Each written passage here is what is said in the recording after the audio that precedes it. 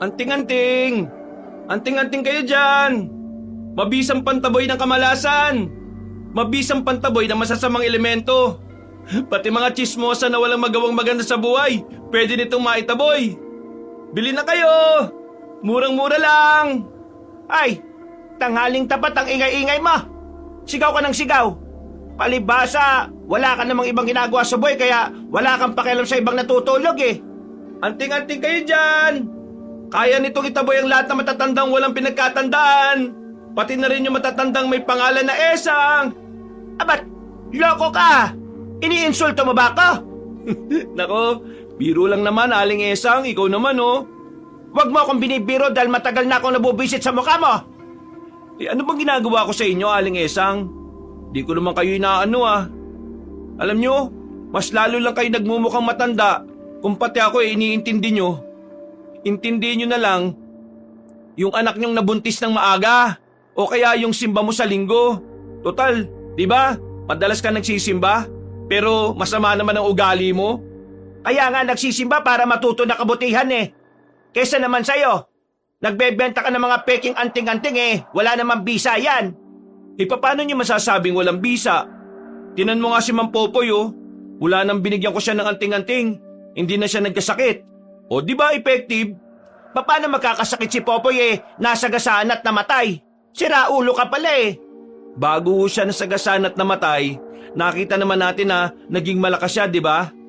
E paano hindi gumagana?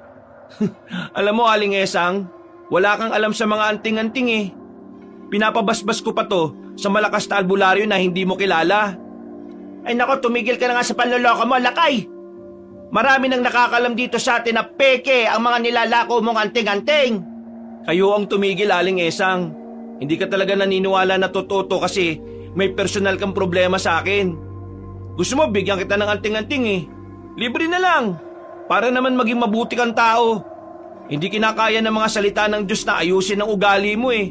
Abat, tarantado ka talaga eh. No? Oo, mananakit ka. Pinapanood ka ng Diyos. Lord oh, si Aling Esang oh, mamamalo ng walis niya oh. Kung hindi lang talaga ako nagsisimba tuwing linggo, siguradong nilatayan ko na ng kahoy ang pagmumukha mo. Uy, si Aling Esang, lumalabas yung pagiging ipokrita oh. Nagsisimba lang para pwede na siya makagawa ng kasamaan ulit. He, manahimik ka! Akala mo siguro hindi ko alam na nakikipaglandian ka kay Mang Ruben oh, kahit may asawa na siya. Ikaw ah. Hay, hindi yan totoo na! Uy, ayaw pang umamin. Awayin mo pa ako ng awayin, sige ka. Ilalabas ko ang baho mo. Kaya kung ako sa'yo, magsimba ka na lang tuwing linggo at ituon mo ang buhay mo sa Panginoon. Baka sakaling luminis ang budhi mo. Oh, anting-anting kayo dyan. Bili na kayo. Mabisa ang mga anting-anting ko. Pangontra sa mga matatandang kabit. Hindi na nakapagsalita pa si Aling Esang. Para siyang nakaramdam ng hiya sa mga sinabi ko. Ako naman kabanong ay natatawa na lang habang naglalakad papalayo. Napapailing na lang ako sa kanya. Wala kasi talaga akong ideya kung bakit palagi na lang mainit ang ulo niya sa akin. Wala rin naman akong naalala na meron akong kasalanan sa kanya. Itinuon ko na lang ang atensyon ko sa paglalako. Mga ilang sandali lang, nakita ko naman ang dalawa kong kaibigan. Mga dakilang tambay. Walang ginagawa sa buhay kundi maging pabigat sa bahay. Pero kahit na ganun sila, mahal ko pa rin sila. Madalas kasing sila lang din ang takbuhan ko kapag may problema ako. Ang mga magulang ko kasi ay naghiwalay na. May kanya-kanya na rin pamilya. Naiwan ako sa lolo at lola ko. Ang kaso nga lang, bata pa lang ako ay namatay na rin sila. Kaya mula noon, namuhay na akong mag-isa. Nasanay na lang ako na walang kasama sa bahay. Uy, pare! Naglalako ka na naman ng mga anting-anting mo ah! Ano, kumusta? Eto, ayos naman. Kaso, matumal eh. Buti na lang din. May mga naipon naman akong pera kaya kahit mahina ang bentahan nito nakakasalba naman sa araw-araw. Ilang araw ka rin namin hindi nakita. Ano ba nangyari sa'yo? Wala naman. Inasikaso ko lang itong mga anting-anting na to. Pinapabasbasan ko pa kasi to eh. Napatagal ko kasi yung albularyong nagbabasbas, nagkasakit. Eh bawal kasing nagbabasbas kapag may sakit ang... Sus! Huwag mo na nga kami lokohin. Alam namin na wala namang basbas sa mga nilalako mo eh. Uy, meron ah. Gawa-gawa ka ng kwento dyan ah. Biro lang naman.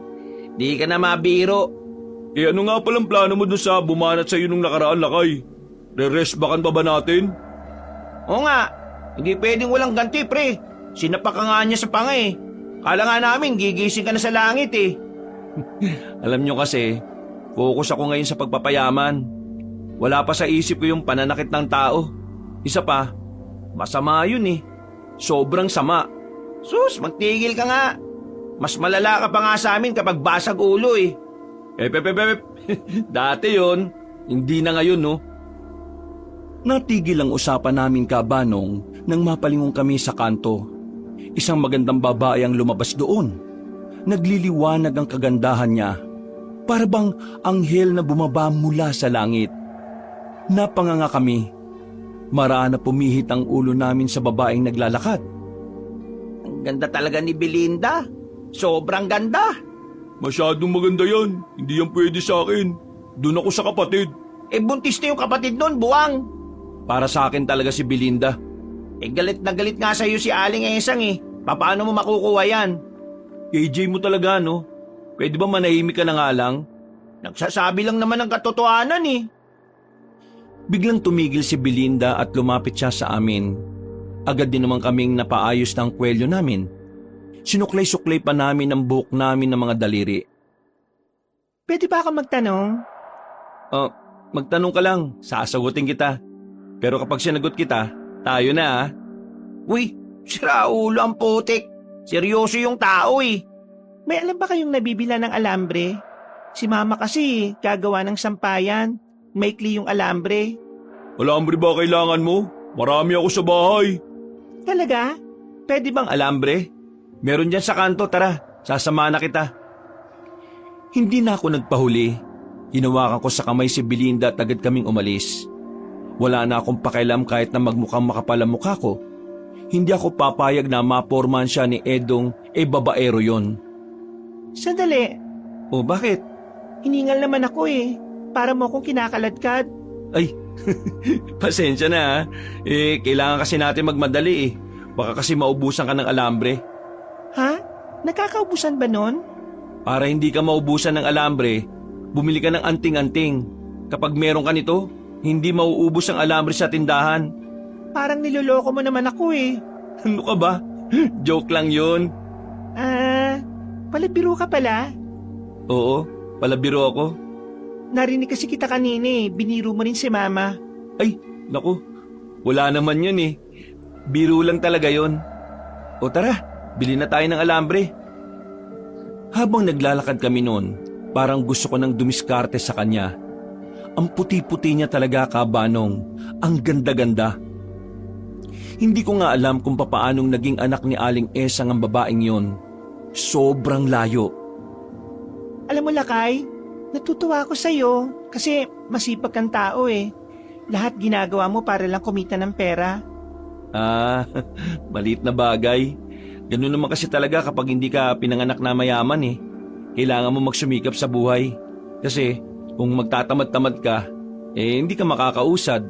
Mapag-iiwanan ka at mas lalo kang mahihirapan. Ayoko kasing mamatay ng mahirap sa lipunan na to eh. May lumapit na lalaki sa amin, amoy alak. Pero interesado siya sa mga nakasabit na anting-anting sa braso ko. Akala ko nung una bibili. Pero sinabi niya sa akin na wala naman daw matinong anting-anting sa binebenta ko. Parang hindi naman daw uubra sa aswang yon.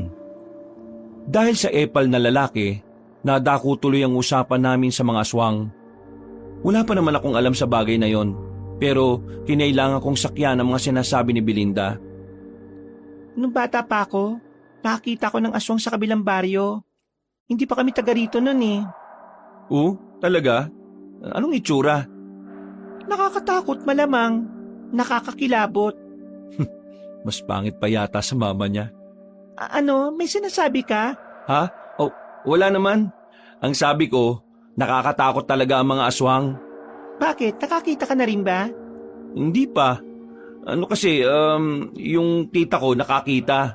Inwento niya lang sa akin. Ah, pero tingin mo, may aswang kaya rito sa atin? Hindi ko alam eh. Kung sakali mang meron, huwag ka mag-alala. Kasi nandito naman ako para iligtas ka. Poprotektahan kita kahit na dumating pa yung araw na wala na mga anting-anting ko. Ang sweet mo naman. Siyempre, hindi ako maasim eh. Oh, ayun na pala yung tindahan. Bili na tayo ng alambre. Nagtitinginan sa amin ng ibang lalaki. Akala siguro nila ay kasentahan ko si Belinda. Pero yun din ang gusto kong isipin nila para mas lalo silang mainggit. Pagkatapos namin bumili, inihatid ko si Belinda sa kanto nila. Hindi na ako dumiretso sa bahay nila dahil alam kong magiging dragon na naman si Aling Esang. Binalikan ko na lang ang dalawang kaibigan ko na nakatambay pa rin sa harapan ng tindahan. Suga pa talaga tong hayop na to eh. Sinolo ba naman si Belinda? O bakit? Anong akala mo kay Belinda pwedeng paghatian? Eh di gusto mo, sa'yo na si Belinda. Mismo. Eh di sa'yo na. Hindi na ako makikipagkompetensya. Eh dong ikaw, doon ka na sa isang anak ni Aling Esang. Sakto, walang ama yung pinagbubuntis nun. Ayoko maging instant tatay, no? Matapos ang ilang minutong pagtambay ay iniwan ko na rin silang dalawa. Ipinagpatuloy ko ang paglalako ng anting-anting. Pagpunta ko sa ibang baryo, kahit papaano ay nagkaroon ako ng benta. Mga bandang 6:00 ng gabi na ako nakauwi. Pagpasok ko ng bahay, isang malalim na paghinga ang ginawa ko. Naramdaman ko na ang maghapong paglalakad. Napatingin na lang ako sa larawan ni Lolo at Lola na nakadikit sa dingding. Lolo? Lola? Hindi naman talaga kayo babalik? Habang tumatanda kasi ako, palungkot tong bahay na to eh. Bakit ba kasi magkasunod pa kayong namatay?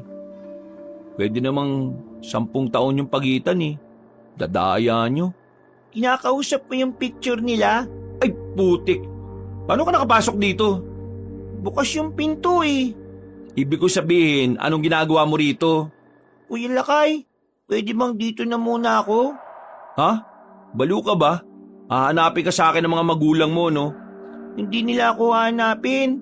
At bakit hindi? Eh kasi nag-aaway na naman sila eh. Umalis silang dalawa sa bahay, wala akong kasama. Ay, pambihira naman, no? O sige, dito ka na muna. Ibang klase mga magulang meron ka. Sasabihan ko na lang si tita na nandito ka para hindi sila mag-alala. Napabuntong hininga na lang ako. Si Miko ay ang pinakabata kong pinsan. May mga pagkakataon na nagpupunta talaga siya sa bahay ko. Tinatanggap ko naman dahil malaki ang pagkakatulad namin. Isa pa, hindi rin naman ibang tao sa akin ang batang yon. Oh, bago ka matulog, maligo ka na muna ha. Kanina ka pa laro ng laro sa labas. Saan po kayo pupunta? Diyan lang sa mga tropa. Balik po kayo kagad, Kuya Lakay ah. Babalik naman ako kagad. Natatakot po kasi ako dito eh. Ha? Bakit ka naman matatakot? Eh nung nakaraang buwan, nandito ka rin naman. Iniwan pa nga kita mag-isa eh. Eh baka po kasi may aswang eh. Pambira ka naman. Walang aswang no? Saan mo na naman ba narinig yan? Sa mga kalaro ko po. Ang sabi kasi nila, kinukuha daw na mga aswang ang mga batang walang kasama sa bahay eh. Yung mga kalaro mo ha, mga buang. Tinatakot ka lang ng mga yun. Alam mo, ang tunay na lalaki, kahit walang kasama sa bahay, matapang dapat. Ganun po ba yun? Oo naman. Tingnan mo ko. Di ba kapag wala ka rito, wala rin naman akong kasama. Eh malaki ka na po eh. Basta, walang aswang. O sige na, alis na muna ako. Babalik ako maya-maya. Hindi ko na hinintay pang mangulit si Miko. Nagmamadali na rin akong umalis ng bahay. Pupunta sana ako sa bilyaran para makapag-relax-relax kahit na papaano. Pero bago pa man ako makarating doon ay may nangyari ng nakakainis. Aray ko, wisit! Meron akong naapakan na may tulis. Hindi naman ako nasugatan. Pero paika-ika ako ng lakad dahil medyo masakit. Pagtingin ko, nakita ko ang kapiraso ng kawayan. parang 1.5 pulgada lang ang sukat. Tapos, merong tali. Teka, kwintas to ah. Mukhang pwede ko rin isama to sa mga binebenta kong peking anting-anting. Umupo na muna ako sa gilid. Pinahupa ko na muna ang sakit ng paa ko. Habang naghihintay ako, ay bigla na lang akong nakaramdam ng pagkahilo. Hindi ko alam kung dahil ba yun sa sakit ng paa ko. Buti na lang talaga, napadaan si Edong nung mga sandaling yon. Uy, pare! Ano, ayos ka lang? Oo, ayos lang naman ako. Medyo nahilo yata ako. Nahilo ka? Kumain ka na ba? Baka gutom ka lang. Kumain naman ako. Ayos naman ako kanina. Nung tatayo na ako, bigla ako nahilo. Baka kasi kakabilad mo yan sa araw. Tara, samahan na kitang umuwi sa inyo. Tapos magpahinga ka ha. Baka pagod lang yan. Masyado ka kasing masipag eh. Baka bukas yan, bigla ka na lang tumago sa pader. Inalalayan ako ni Edong. Malaki ang pasasalamat ko sa kanya dahil talagang hindi ko kakayaning makapaglakad na mag-isa. Para akong nalasing bigla. Nang makauwi na kami sa bahay ko, huminga na muna ako. Hawak-hawak ko pa rin ang kawayan sa palad ko. Marami pong salamat sa pagdating nyo kay Kuya Lakay. Lasinggero po kasi talaga yan dati pa eh. Hindi naman lasing ang Kuya Lakay mo, ano ka ba? Nahihilo siya. Baka masama pakiramdam. Kaya ikaw na munang bahala sa kanya, Miko ha. May kailangan pa kasi akong puntahan eh. Sige po, marami po ulit salamat. Miko, bigyan mo nga ako ng kape. Marunong ka ba magtimpla? Opo, marunong naman po ako. Ako nga po nagtitimpla ng kape ni Papa eh. Kapag gusto niya ng kape. Mabuti naman kung ganun. Natututo ka na pala eh. Kuya Lakay, baka kaya ka nahilo kasi natakot ka sa aswang. Diyos ko, anong kunik? Sabi kasi ng mga kaibigan ko, kapag ang aswang daw ay nakita mo, tinititigan ka niya sa mata eh. Nahihilo ka raw po. Ikaw talaga, kung ano-ano na lang ang natututunan mo sa labas ha. Alam mo mabuti pa, dapat libro binabasa mo. Hindi yung mga sinasabi ng mga kaibigan mo yung iniintindi mo. Bakit pa po ako magbabasa eh, hindi naman ako mag-aaral. At bakit hindi ka mag-aaral? Nag-aaway nga si Mama at Papa, baka hindi na nila ako kayang paralin. Gusto mo ba mag-aaral? Wag na, kasi wala rin naman po akong mararating eh. Uy, tumigil ka sa ganyang kaisipan mo ha. Mag-aral ka hanggat may magpapaaral sa'yo. Tandaan mo Miko ha, sa lipunang ito, ang mga taong mangmang ang madalas na ginagamit ng mga matatalinong tao para sa pansarili nilang interes. Ayokong maging kagaya ka ng ibang mangmang dyan na inaabuso. Kapag may pinag-aralan ka, hindi ka basta-basta maloloko ng ibang tao. At kapag meron kang alam, mas malaki ang tsansa na maging matagumpay kang tao sa hinaharap. Ikaw kuya, bakit hindi ka po nag-aaral? Huli na ang lahat para sa akin, Miko. Mas kailangan ko na magtrabaho kaysa mag-aral. Mas kailangan ko ng pagkain kaysa diploma. Anong edad ko na rin napaglipasan na ako ng panahon. Kaya po ba nagbibenta ka na lang ng peking anting-anting? Huy, anong peke? Gawa-gawa ka ng kwento dyan ha. Kuya Lakay, nung dating pumunta ako dito, inamin mo na sa akin na peke yung mga anting-anting na nilalako mo no? Lasing ka nun eh. Kaya siguro hindi mo po maalala. Naalala ko. Bad trip. Kamaingay ha. Di ba masama po yun ang loloko? Masama ang panloloko kapag nalaman nila. Pero hanggat wala silang alam, hindi ito masama. Ala, si Kuya Lakay, masamang tao. Magtigil ka nga. Timplahan mo na nga lang ako ng kape. Sige na. Nawala rin naman ang pagkahilo ko ng mga sandaling yon. Pero hindi pa rin mawala-wala sa isipan ko kung ano yung mga naririnig ko ng mga sandaling sinubukan ko matulog. Meron kasi ako mga naririnig na boses. Para silang bumubulong pero hindi ko naman naiintindihan. Pinagpalagay ko na nga lang noon na baka guni-guni ko lang dahil sa pagod. Kinabukasan ng umaga, inayos ko na rin ang mga anting-anting na ibebenta ko. Meron akong alam na bagong baryo na hindi ko pa napupuntahan. Pagsapit ng 10:00 ng tanghali ay naghanda na rin ako. Kuya Lakay, magbebenta ka na po ba ngayon ng peking anting-anting? Psst, uy, huwag mo nga sinasabi yan. Baka mamaya may makarinig di nabisto pa ako. Mawawalan tayo ng pagkain dito. Hindi ka ba nahihiya sa akin, Kuya Lakay? Bakit naman ako mahihiya sa'yo? Kasi yung pinapakain mo sa akin galing sa panluloko eh. At galing sa pagod at pagtsatsaga ko maglako. Dami mong arte. Umuwi ka na kaya sa inyo? Kuya Lakay, sama po ako sa inyo. Ay nako, wag na. Baka magreklamo ka kagad sa haba ng lakaring ko. Isa pa, di ba ayaw mo ng panloloko? Kaya bawal ka rito. Wala naman po kung sinabing ayaw ko eh. Hindi nga pwede. Bata ka pa masyado para sa mga ganitong trabaho. Dito ka lang. May pagkain na dyan hanggang gabi na. Ikaw na bahala sa sarili mo. Iniwan ko na lang siya sa bahay. Mabilis akong naglakad papunta sa sakayan ng mga tricycle. Nang nasa biyahe na ako, nagulat na lang ako na sumunod pala sa akin si Miko at sumakay siya sa likuran ng driver. Pagkababa ko, agad ko siyang piningot. Napapakamot na lamang ako sa ulo. Ari, kuya, ari. Ikaw ang kulit mo talaga. Paano ka nakasakay doon? Di sumakay ako. Sabi ko sa driver, kuya kita. Ang bira naman si Manong Pinasakay ka talaga? Anong gagawin natin ngayon yan? Magsisimula na ako maglakad. Kuya, di ba nakasakay tayo? Bakit ba tayo maglalakad? Dapat hindi na tayo bumaba kanina eh. Dito na nga magsisimula yung paglalakad ko. Nakikita mo naman, di ba?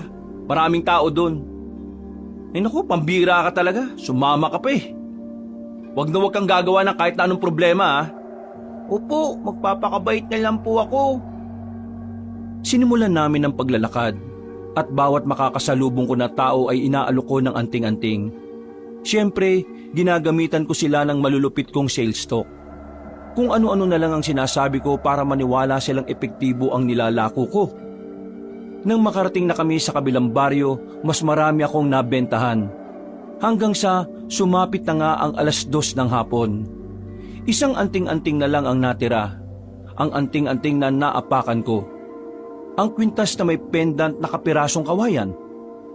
Uwi na ba tayo, Kuya Lakay? Meron pang isa eh.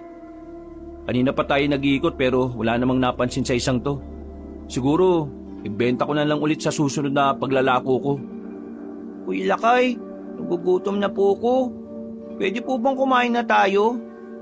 Yan na nga ba sinasabi ko eh. Bilisan mo maglakad, doon tayo. Bago kami umuwi, dumaan na muna kami sa isang karinderya para kumain. At pagkatapos, nagmamadali na rin kaming makauwi.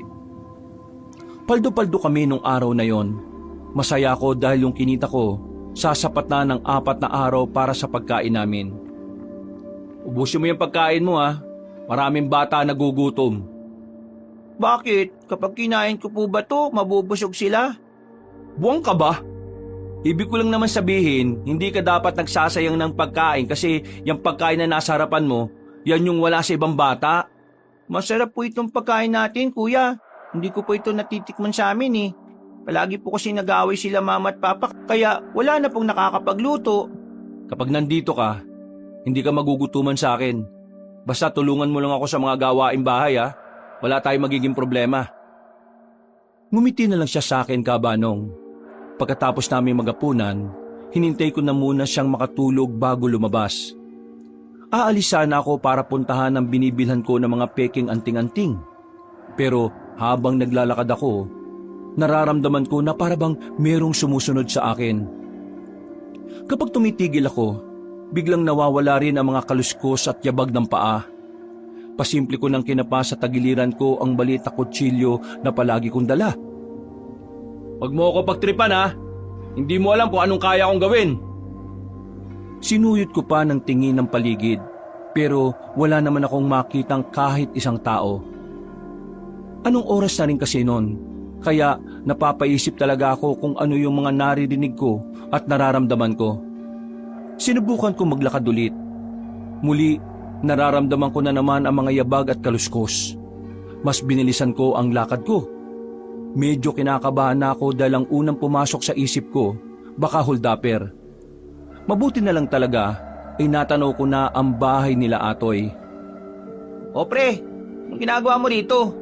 Ha? Wala. Naglalakad-lakad lang. Nagpapatunaw ng kinain. Ngayon ka lang kumain? Anong oras na oh? Yan ang ginagawa mo. Naayos lang tong bangkito ni mama. Wala na kasi magamit na upuan kapag naglalaba eh. Ayos ka lang ba? Pawis na pawis ka. Para ka nakakita ng multo. Ayos lang naman ako. Ikaw talaga, masyado kang maalalahanin sa kaibigan mo ha. Buang, mali ko ba kung may matindi kang sakit tapos bukas ka na mamamatay? Uy, grabe naman yung mga imahinasyon mo. Ay, siya nga pala pre. Nakita ko kanina yung kaklase ko sa bayan. Nandun kasi ako kanina eh. Kilala ka pala niya? Si Boyong. Nabentahan mo ba ng anting-anting yon? Yung matangkad na payat na medyo kamukha ng dati mong tropa na nakulong? Oo, nabentahan ko yun. O bakit? Anong sabi? Hindi naman daw tumatalab yung anting-anting mo pre. Sabi mo raw kasi sa kanya, kapag meron na siyang anting-anting, hindi na siya mahirapang matulog sa gabi. Ilang gabi na raw siyang puyat eh. Ay nako, alam mo kung bakit hindi natalab yung anting-anting? Baka naman peke. Pambihira. Magbebenta ba ako ng peke? Kaya hindi siya makatulog sa gabi kasi nood siya ng bold. Yun ang dahilan kung bakit siya napupuyat. Paano naman kasi gagana yung anting-anting kung kinokontra naman ng bold? Subukan niyang tigilan yung panonood ng ganon. Tingnan mo, 1 minuto lang tulog yan. Ha? Ganun ba yun? Oo, ganun yun. Alam na alam ko yan kasi inaaral ko din naman yung mga anting-anting na meron ako. Hindi ka nanloloko ng tao ha? Diyos ko naman, ako manloloko ng tao? Hindi naman ganun ang pagkakakilala mo sa akin, di ba? Naniniguro lang. Siyempre, ayaw ko rin naman na mapaaway ka na naman kasi may nagsasabing peke yung binebenta mo. Huwag ka mag-alala. Sanay na ako sa mga ganun. Yung mga taong nagsasabi ng ganun yung mga taong hindi naman marunong sumunod sa mga hakbang na tinuturo ko. O paano? Uwi na ako Nang may makita kong grupo na magsasaka, ay dali-dali na akong sumabay sa kanila. Medyo kinakabahan pa rin kasi ako sa nararamdaman kong sumusunod sa akin. Ligtas naman akong nakauwi. Sinilip ko si Miko. Masarap ang tulog niya. Parang matanda kong humilik. Humilata agad ako sa higaan. Sa hindi inaasahang pagkakataon, bigla kong binangungot. May mga nakita ako sa panaginip ko ng mga halimaw. Mga taong namamatay at nilalapa ng kung ano-anong nilalang. Napasigaw ako nang maramdaman kong hindi na ako nakakahinga na maayos. Nagising lang ako nang maramdaman ko na sinasampal na ako ni Miko.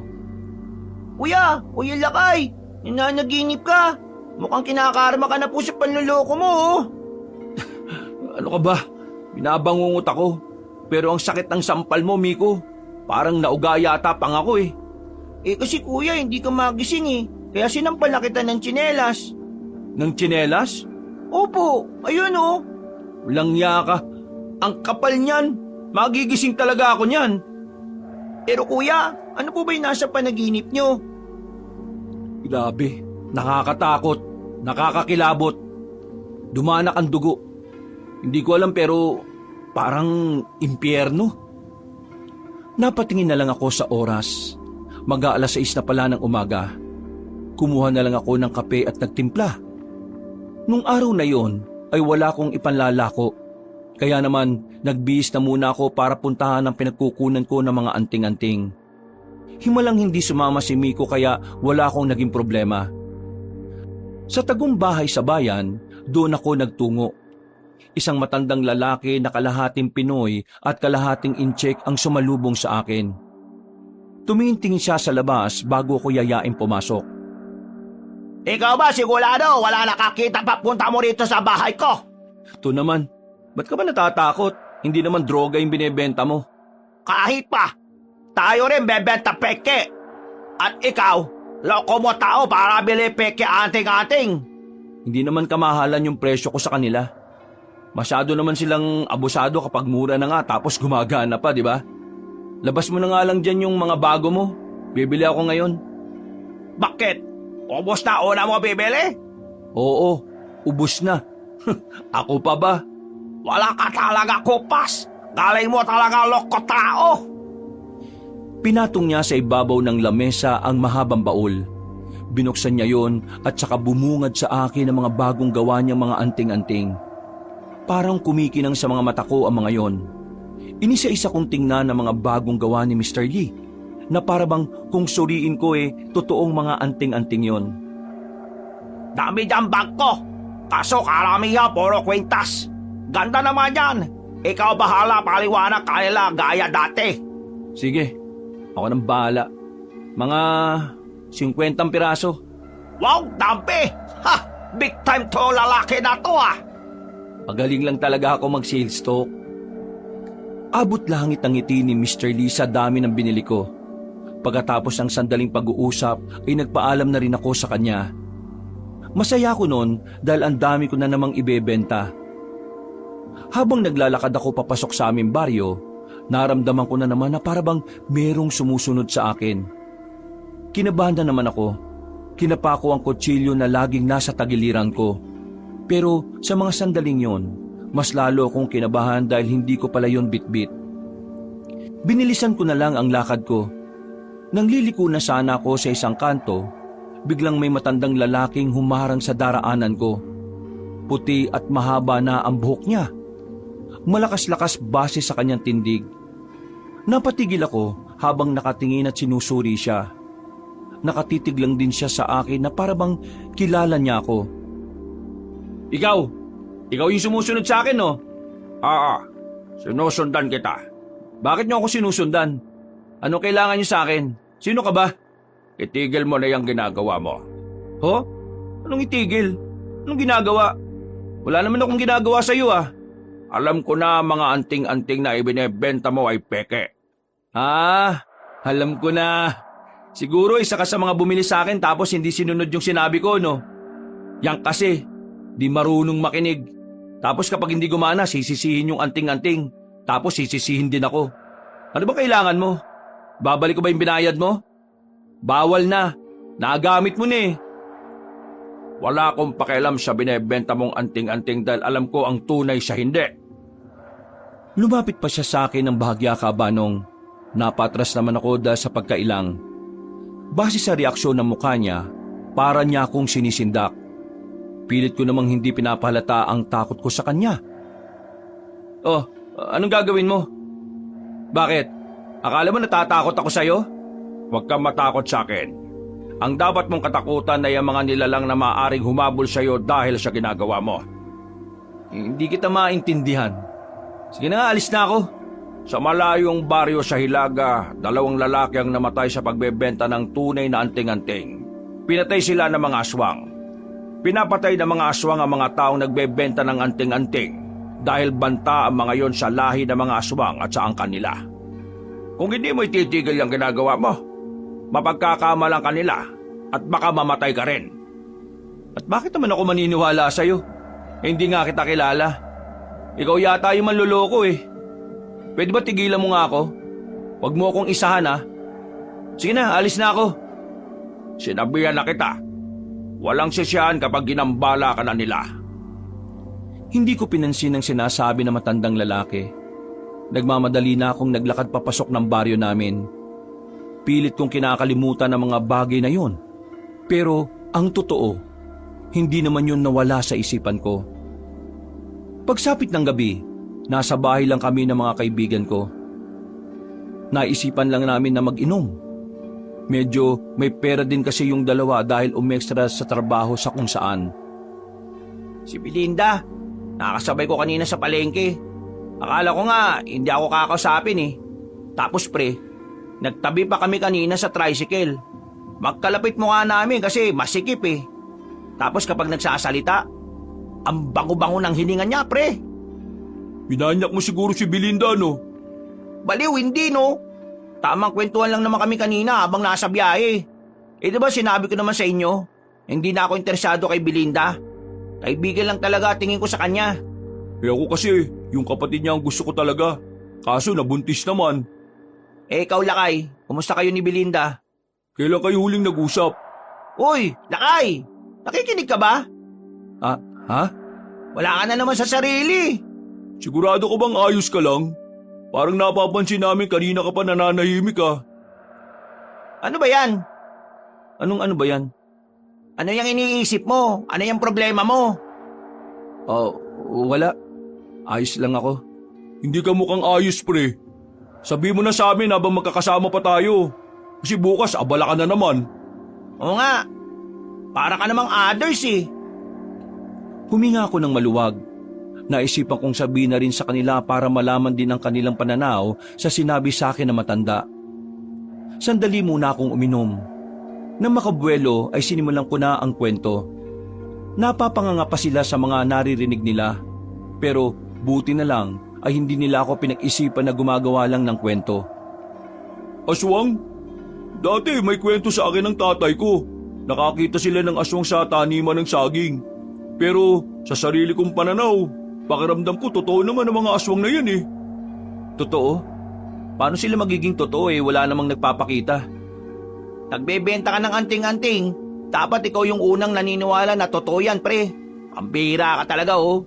Oo nga, ikaw lang yung ganyan eh. Ang pinupunto ko lang naman, paano ako maniniwala sa isang bagay na hindi ko pa naman nakikita? Paano kami maniniwala na totoo yung anting-anting na binebenta mo kung hindi naman namin nakikitang naging epektibo? Pinagdududa mo pa rin ba ako? Hindi naman sa ganun. Binibigyan lang kita ng halimbawa. Ang sinasabi lang naman kasi namin ni Atoy, may mga pagkakataon na kailangan mong paniwalaan kahit hindi mo naman nakikita. Halimbawa na lang po yung Diyos. Hindi natin siya nakikita pero alam po ng lahat na totoo siya. Oh, buti ba si Miko naintindihan eh. Ikaw nga pumasok nga sa loob, bata ka. Hindi ka dapat nakikisali sa usapan ng mga matatanda. Pre, para sa akin totoo ang aswang. At ikaw, subukan mo ring maniwala. Paano kung totoo nga tapos wala kang pakialam, dinadali ka nila. Sabi pa naman ng matatandang nakausap mo, pinapatay nila mga taong nagbebenta ng anting-anting, di ba? Mas maganda ng handa ka, pre. Baka mamaya niyan, magulat na lang kami. Makita ka na lang namin sa kalsada na pinagkakaguluhan. Nakaiga sa lapag tapos may takip na daon ng saging, patay ka na pala. Ay nako, di ko alam. Sinusubukan ko namang intindihin yung sinabi na matanda sa akin pero hindi ko magawang paniwalaan eh. May parte ng utak mo na naniniwala ka. Hindi ka naman mababahala ng ganyan kung wala lang sa'yo eh. O sige na, inom na muna tayo. Sabay-sabay na lang kaming uminom ng alak. 1 oras lang ang nakalipas ay natapos na rin kami. Hindi naman ako gaanong nalasing, pero nakaramdam agad ako ng antok. Kinabukasan, nagdadalawang isip ako kung maglalako ako ulit ng anting-anting. Nababahala pa rin kasi ako sa mga sinabi ng misteryosong matanda. Mga bandang 1:00, napansin kong kakaunti na lang pala ang perang natitira sa damitan ko. Kaya kahit na hindi ako komportable na lumabas ng bahay nung araw na yon, ay ginawa ko pa rin. Alam mo, dapat hindi ka na lang sumami. Kuya Lakay, yung pinag-uusapan niyo po kagabi tungkol po sa aswang, di po ba sabi ko sa inyo, totoo yung mga yon? Kung totoo sila, ikaw ang una nilang kakainin kasi ang daldal mo. Manahimik ka nga dyan, para marami tayong maibenta. At para marami din po tayong maloko. Pagbaba namin sa bagong baryo ng paglalakuan namin, meron kaming nilapitan na 2 lalaki. Bumibili sila sa tindahan pero inistorbo namin. Pagharap nila ay parang namumutla ang kanilang mga mukha. Mga boss, baka gusto niyong subukan tong mga tinda kong anting-anting. Mabisa to na pangontra sa masasamang elemento. Pantaboy ng kamalasan at para makaiwas na rin sa mga sakit. Bibigyan ko kayo ng discount kapag 5 binili nyo. Bili na kayo boss oh, maganda to. Marami na rin tong natulungan. Marami na rin kasing nakabili nito eh. Nakatingin lang sa amin ang 2 lalaki. Seryoso lang ang mga mukha nila. Hindi nagsasalita. Kinalabit na ako ni Miko. Nagyayaya na siya na pumasok na sa baryo dahil mukhang wala naman kaming mapapala sa mga yon. Nang makapasok na kami sa baryo, nakita ko pa ang 2 lalaki na nakatanaw sa amin. Hindi ko na lang pinansin at itinoon ko na lang ang atensyon ko sa pagbebenta ng anting-anting. Anting-anting kayo dyan! Pangontra sa masamang elemento, sakit at kamalasan. Pwede rin itong pangontra sa mga kabit na sumisira ng pamilya. Pangontra sa mga tsismosang nagkakalat ng maling balita. Anting-anting kayo dyan! Kuya, walang napansin sa'yo. Luma na kasi yung ganyang style mo eh. Bakit? Meron ka bang naisip na ibang style? Wala po. O wala naman pala eh. Manahimik ka na lang muna dyan. Dakong alauna, kahit papaano ay nababawasan na rin ang mga binebenta namin. Pagdating naman ng 2:00, nagpunta na rin kami sa katabing baryo. Sa puntong ito, mas marami na ang bumibili. Mas madadali silang naniniwala sa mga imbento kong magandang benepisyo ng mga anting-anting ko. Ayos! Medyo pwede na to. Marami-rami na rin tayo nabenta. Kuya Lakay, pwede ba muna tayo maligo dito sa ilog na to? Hindi. Nagpapahinga lang tayo rito, pero hindi maliligo. Napakamot na lamang sa ulo si Miko. Matapos ang ilang minuto, ay agad na rin naming nilisan ang ilog na yon. Naglakad na kami papunta sa sakayan ng tricycle. Pero sa kasamaang palad, wala kaming inabutan na nakapila. Ayon sa nakausap naming mga naroon, walang pila ng tricycle kapag araw ng linggo. Kuya Lakay, paano tayo uuwi nito ngayon? E di maghintay na lang muna tayo dito sa gilid. Baka naman may mapadaan na pwede masakyan. Umupo na muna kami ni Miko. Nilibang na lang muna niya ang sarili sa paglalaro ng mga dahon na tuyo. Halos mag-iisang oras na rin kaming nakaupo at naghihintay roon. Pero wala pa rin napapadaan na kahit na anong sasakyan. Kuya Lakay, napapansin niyo po ba yung dalawang lalaki na yun? Di po ba sila yung una nating inalo kanina? Oo, sila nga. Kanina pa po sila dyan nakatayo tapos nakatanaw po sa atin eh. Pabayaan mo sila. Wala naman silang ginagawang masama eh. E paano po kapag meron silang ginawang masama? Ano bang pinag-iisip mo dyan? Tara na nga, simulan na natin ang paglalakad. Kesa naman naghihintay lang tayo. 4:00 na rin oh. Almado lang kaming naglalakad sa gilid ng kalsada noong mga sandaling yon, Kabanong. Pero nawala ang pagiging kalmado ko nang makita kong sumusunod nga sa amin ang dalawang lalaki. Nung una, nagawa ko pang isipin na baka iisa lang naman kami ng direksyon. Pero habang tumatagal, unti-unting bumabalik sa isipan ko ang sinabi sa akin ng matandang lalaki. At dahil nga rito, naisip ko na baka aswang ang sumusunod sa amin. Hindi naman talaga ako naniniwala sa mga aswang, Kabanong. Pero sa mga pagkakataong yon, parang nakalimutan ko na ang sarili kong pananaw tungkol sa mga bagay na yon. Kuya Lakay, nakasunod talaga sila sa atin. Ano bang kasalanan natin sa kanila? Huwag ka na nga magtanong. Sumunod ka na lang sa akin, bilisan mo. Meron kaming nadaanan na kainan sa gilid ng daan. Sinamantala namin ang pagkakataon na magpahinga roon habang maraming tao. Pagtingin ko sa dalawang lalaki, tumigil din sila sa pagsunod sa amin. Nakatayo lang sila sa poste. Maya-maya pa, pinasan ko na si Miko at pasimple na kaming umalis doon. Noong mga sandaling yon, akala ko'y hindi na nila kami masusundan. Pero pagpunta namin sa maliit na baryo, nakita na namin na nakasunod pa rin pala sila. Bagay na mas lalo kong kinabahala. Kuya Lakay, nakasunod pa rin sila sa atin. Ano po ba talagang nangyayari? Hindi ko rin alam eh. Hindi ko rin naman sila kilala. Baka po alam nila na peke ang binibenta nating anting-anting. Alaman nila o hindi, kailangan natin silang takasan. Sa pagdanais naming matakasan ng sumusunod sa amin, hindi ko na namalayan na kung saan-saan na pala kami nakarating. Mag-iisang oras ko na rin palampasan ng bata habang tumatakbo. Nakakaramdam na rin ako ng pagod.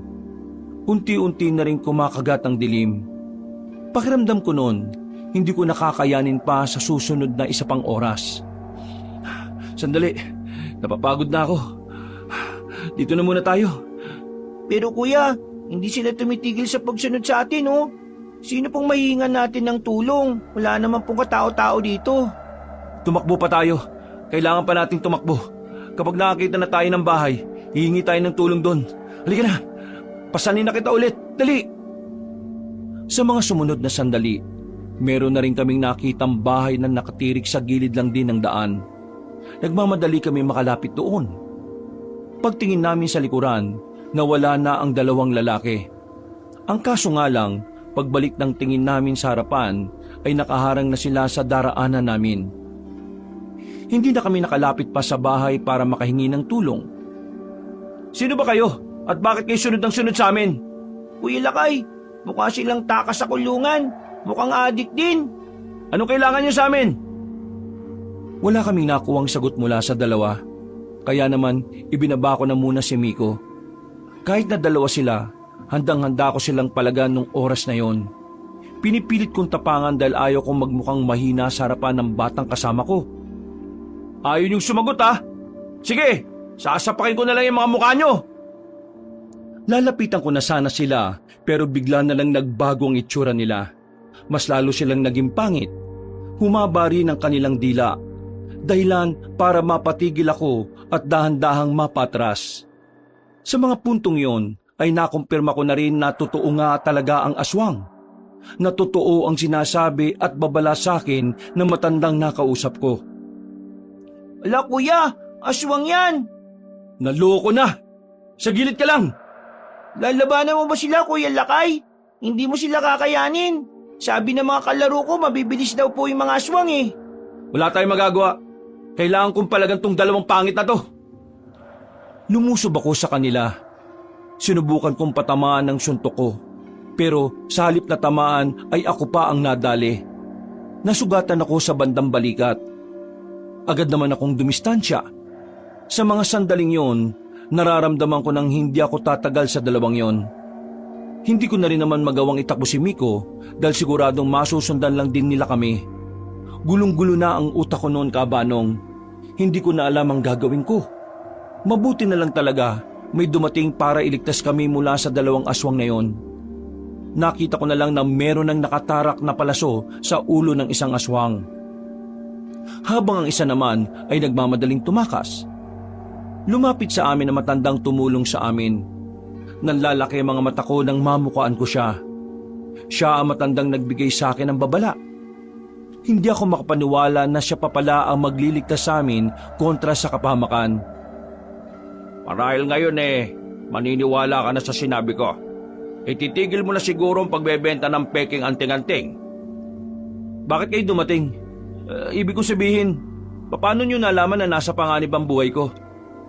Hindi ko alam, pero nakita ko. Doon lang ako nakatira sa bahay na yon.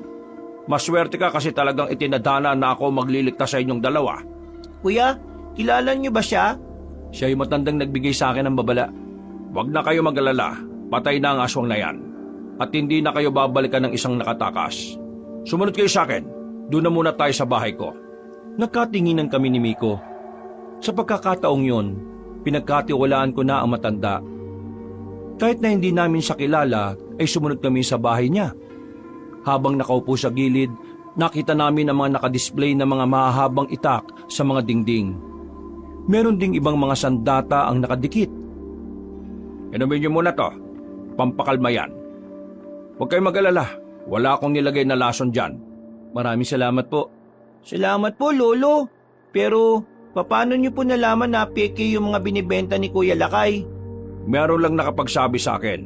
Kaya nang malaman ko ang tungkol sa mga binebenta niya, sinimulan ko na rin alamin kung sino siya. Huwag niyo po sanang sasabihin sa iba yung nalaman niyo ha, kasi mawawalan na po siya ng pagkakakitaan. Mali ang ginagawa niyo. Lalo na ng kuya mo. Kung gusto mong kumita ng pera, gawin mo sa tamang paraan. Kahit na kailan, mali ang manloko ng kapwa para lang umangat ka. Hindi naman ako nanloloko ng tao para umangat Ginagawa ko to para mabuhay. Sa lipunang ito, lahat ng lumalaban ng patas siyang inaabuso. At ang mga taong nanloloko, sila pa ang mas nakakaroon ng magandang progreso sa buhay.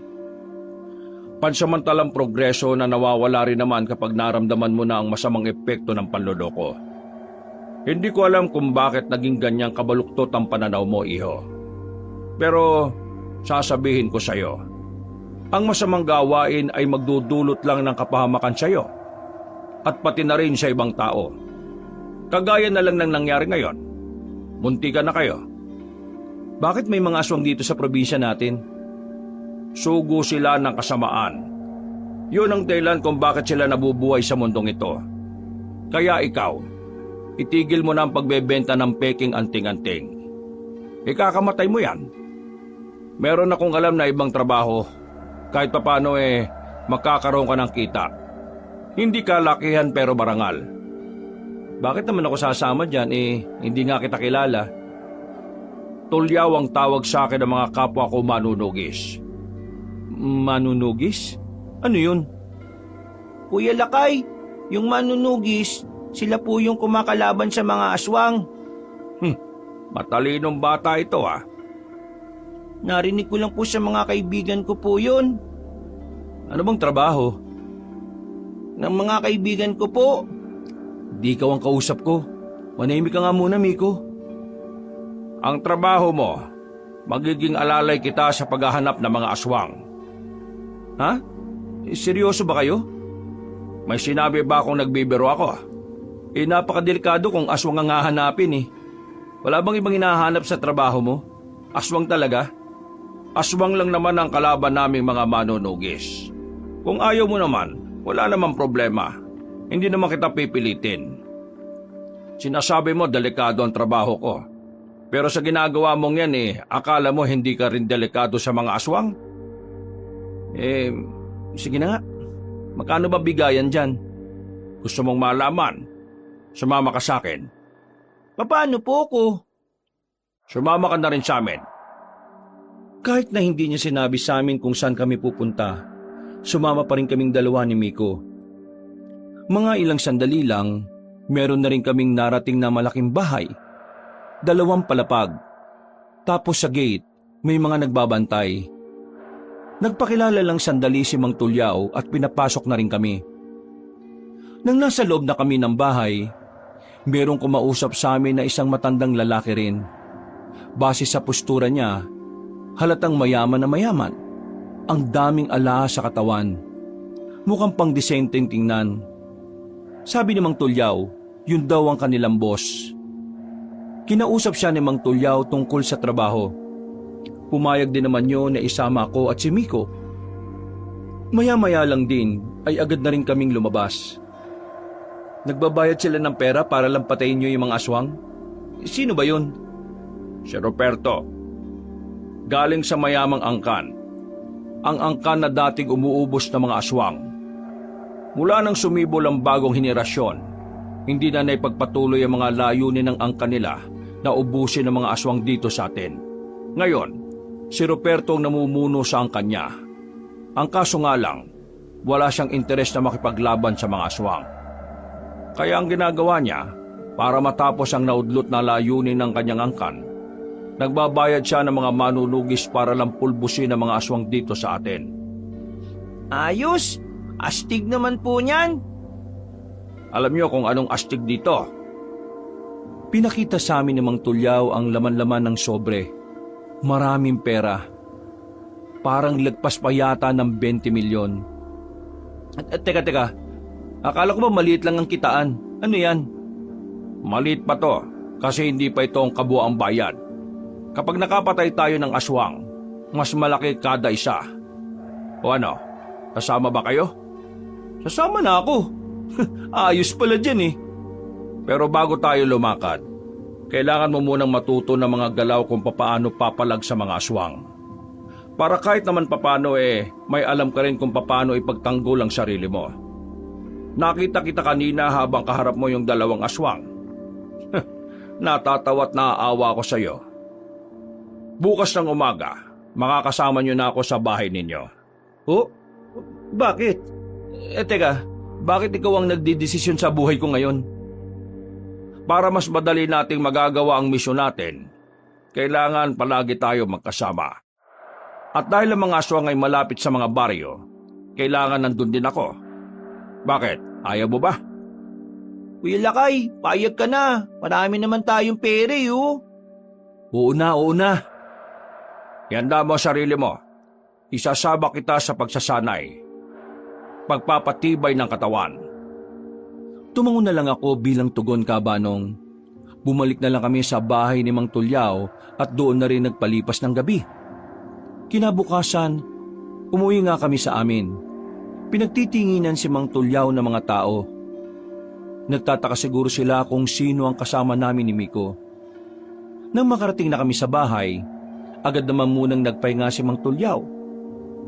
Hapon na nang ginising ko siya. Bago kami umalis papuntang gubat, nilinis na muna niya ulit ang sugat ko sa balikat.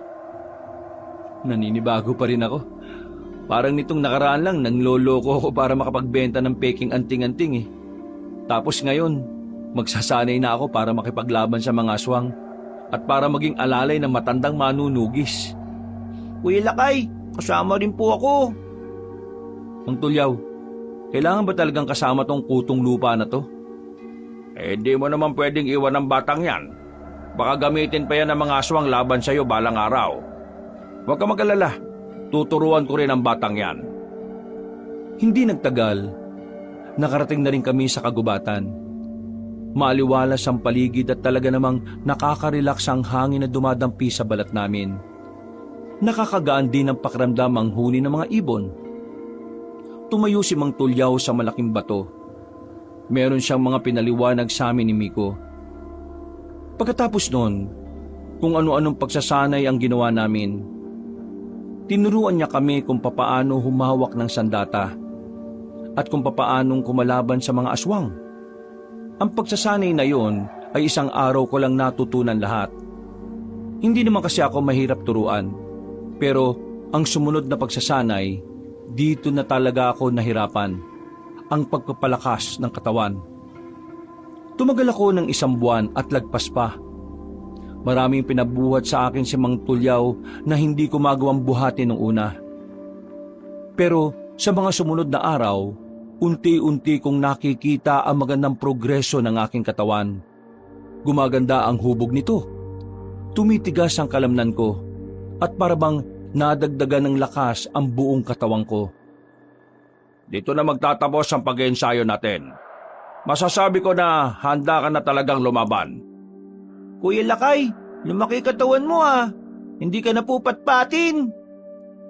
Mang Tulyaw, matanong ko lang, bukod sa gusto mong may trabaho kami, bakit parang dedikado ka matuto ko sa bagay na ito?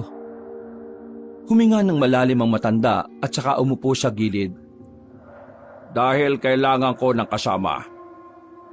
Tumatanda na ako. Hindi ko nakakayanin ang misyon kung ako lang mag-isa. Ikaw, bukod sa pera, bakit ka pumayag? Bakit parang hindi ka naman nagdalawang isip? Siguro dahil nakukonsensya ako sa mga panlolokong ginawa ko. At tingin ko, ito lang yung tanging paraan para makabawi ako sa kanila at para maging mabuting nilalang naman ako sa mata ng Diyos. Mabuti naman at yan ang dahilan mo. Pero Lakay, sinasabi ko sa iyo delikado ang papasukin natin. Dapat handa ka. Hindi lang ang katawan, kundi pati na rin ang isip mo para sa mga bagay na pwedeng mangyari. Pwede kang mawalan ng kasama. Pwedeng ikaw mismo ang mawala. Napatango na lang ako. Matapos ang usapan na yon, ay sabay-sabay na rin kaming umuwi sa bahay. Sa mga nakalipas na araw, hindi pa rin alam ng dalawa kong kaibigan ang tungkol kay Mang Tulyaw. Sumakto kasi na nagkaroon ng trabaho ang dalawa na kinailangan nilang magstay in. Kaya nang makita nila si Mang Tulyaw sa bahay, ang una nilang inisip ay kamag-anak ko. Malayong kamag-anak, dito na muna siya patitirin habang naghahanap siya ng mapagkakakitaan. Magandang hapon po sa inyo, Mang Tulyaw. Ako nga pala si Edong, pinakamabuting kaibigan ni Lakay. Ako naman po si Atoy, pinakapoging kaibigan ni Lakay at pinakamatalino. Nakakatuwa naman to mga kaibigan mo. Naalala ko tuloy nung araw, meron din akong 2 kaibigan. Mababait yun sila. Sa sobrang bait, kinuha kagad ni Lord. O siya, babalikan ko lang ang niluluto ko sa loob ha. Pre, kamag-anak mo ba talaga yun? Hindi mo naman kamukha eh. Oo nga. Parang kapag pinabata mo yun, mas matalino pa ang mukha niya kaysa sa'yo. Kung ano-ano na naman ang pinagsasabi nyo. Kumusta naman ang buhay sa Maynila? Ayun, masaya naman. Kaso, ang hirap pala ng trabaho doon. Tapos, hindi naman ganun kalakihan ng kita. Kuripot kasi boss natin eh. Pero sa ibang trabaho naman, malalaki naman daw ang sahod. Kailan ang balik nyo ron? Wala na, tapos na ang kontrata. 1 buwan lang yun eh. Madudugtungan pa sana yung kontrata namin, kaya nga lang, yung kakilala nitong si Edong na nagpasok sa amin doon, hindi na rin tutuloy. Kawawa kasi, namatayan ng buong pamilya. Ha? Buong pamilya? Anong nangyari? Nauna siyang umuwi sa amin bago matapos ang kontrata. Ang pagkakaalam namin, pinasok daw yung bahay nila. Pati yung asawa niyang buntis pinatay eh. Winakwakan tiyan. Ang sabi nga ng iba Aswang daw yung pumatay sa pamilya niya. Nadama yata yung iba kasi pinrotektahan yung buntis. Aswang? Oo na, alam naman namin di ka naman naniniwala dun eh. Pero yun ang sabi ng ibang kamag-anak ng mga biktima, aswang daw. Hindi na ako nakapagsalita ng mga sandaling yon, Kabanong. Nakita ko si Mang Tulyaw na nakadungaw sa bintana. Nakatingin siya sa akin nang marinig niya rin ang sinabi ng dalawa. Pag-alis ni Edong at Atoy, napag-usapan namin ang bagay na yon. Bandang 9:00 ng gabi, lumabas na rin kaming 3 ng bahay para simulan ang misyon namin. Karaniwang ginagawa ng mga aswang aswangin ang mga buntis. Yun ang sinabi ng mga kaibigan mo. Pwedeng totoo na nadamay lang yung ibang tao. Nabuntis lang sana ang pakay. Pero alam mo ba nga mga aswang, kahit sino pwede nilang kainin. Sa katunayan nung araw, meron kaming natuklasan na lungga ng mga aswang. Maraming drum kung saan nakasilid doon yung mga wala ng buhay na tao. Ibig niyo sabihin, ginagawa nilang pagkain ng mga tao? Mismo. Nakakatakot pala ang mga aswang na yun. Kumakain sila ng tao. Hindi ka dapat matakot, iho. Kasi tinuruan naman kita kung paanong lumaban, di ba? Kaya nga po eh, kapag nakaharap ko po ang mga aswang na yan, lalabanan ko po sila. Yan ang gusto ko, matapang. Mang Tulyaw, saan ba punta natin? May pupuntahan tayong bahay. Isa sa mga bahay na matagal ko nang minamanmanan. Malaki ang tsansa na mapalaban tayo ngayong gabi. Kaya ihanda niyo ang sarili niyo, ha? Huwag niyong mamalitin ang makakalaban natin. Hindi natin alam kung ano ang kaya nilang gawin. Kahit na ako, hindi ko sigurado kung anong klaseng aswang sila. Magkahalong kaba at pananabik ang nararamdaman ko, Kabanong. Kinakabahan ako dahil yun ang unang beses na meron ako makakaharap na aswang.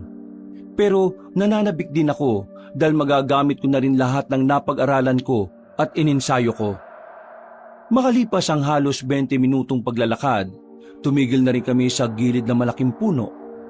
Mula sa kinalalagyan namin, natatanaw namin ang bukod tanging bahay na nasa gitna ng bukid. Isang palapag lang ang bahay pero mahaba. Kung matagal mo nang minamanmanan yan, bakit ngayon mo lang sila gustong tugisin? Dahil nitong mga nakaraan, hindi ko pa sigurado na aswang ba sila o hindi. May mga aswang kasi na sobrang hirap talagang kilatisin kung tao o hindi. Pero nitong nakaraan din, nakita mismo ng 2 mata ko na nagpalit sila ng anyo.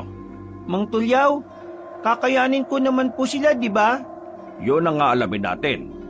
Kaya maghanda na kayo. Naunang naglakad si Mang Tulyaw. Marahan ng bawat bagakbang na ginawa namin. Ilag na ilag kami sa mga tuyong dahon sa daan upang hindi makalika ng kahit na anong ingay. Nang nasa harapan na kami ng pinto, si Mang Tulyaw ang lumapit at sumilip. Sumenya siya sa aming dalawa. Gumilig naman kami kagad. Magandang gabi ho. Magtatanong lang ho. Mga aswang ho kayo? Nanlaki mga mata ng lalaking nagbukas ng pinto. Bago pa isara ang pintuan, agad tinaga ni Mang Tulyaw ang aswang. Tinamaan yun sa dibdib. Hindi naman sinayang ni Mang Tulyaw ang pagkakataon. Ibinaon niya ang kanyang itak sa dibdib ng aswang na yon. Samantala, nabulabog naman ang mga nasa loob. Kanya-kanya silang labas ng bahay. Kami naman ay dumistansya ng bahagya. Galit na galit ang mga nilalang nang makitang wala ng buhay ang isa nilang kasama. Tapos na ang maliligayang araw ninyo! Bigla silang lumusob sa amin. Agad naman kaming nagsikilos. Nagkadikit lang kaming dalawa ni Miko, habang si Mang Tulyaw naman walang takot na hinarap ang 4 na aswang. 2 naman ang nasa amin. Kuya Lakay, ang saya-saya ng ganito. Huy, huwag kang magpadalos-dalos ha. Nilapitan ni Miko ang kaharap niyang aswang. Kahit na bata pa siya, parang matanda na siya kung kumilos. Talagang nasunod niya lahat ng tinuro sa kanya ni Mang Tulyaw. Nang makita kong kinakaya-kaya naman niya ang kalaban niya, dito na ako nakampante. Nilapitan ko rin ang isa. Nakipagsabayan ako sa kanya. Aminado kong medyo tensyonado pa ako ng mga naunang minuto. Pero nang nasasanay na ako sa labanan, parang nilalaro-laro ko na lang. Hindi rin naman kasi sobrang bangis ng kalaban namin. Nagagawa pa namin silang ilagan. Kaya nga ilang sandali lang, napabagsak na rin namin sila. Si Mang Tulyaw naman, katatapos lang din talunin ang 4 na aswang. Mang Tulyaw, madali lang pala eh. Ang galing lang ginawa ninyo. Pero huwag tayo masyado matuwa. May hinang aswang lang ito. Wala pang malalakas na aswang. Ibig sabihin, may mas malalakas at mababangis pa sa kanila? Oo, karaniwan ng mga ganitong aswang mabababang uri lang sila. Pinasok namin ang bahay ng mga aswang. Wala kaming makitang kahit na anong bagay na maaaring magbigay ng impormasyon tungkol sa mga lahi nila. Kalaunan, natuklasan namin na hindi naman pala talaga pagmamay-ari ng mga aswang ang bahay na yon. May dating nakatira doon. Nahinala ni Mang Tulyaw, kinain na ng mga aswang.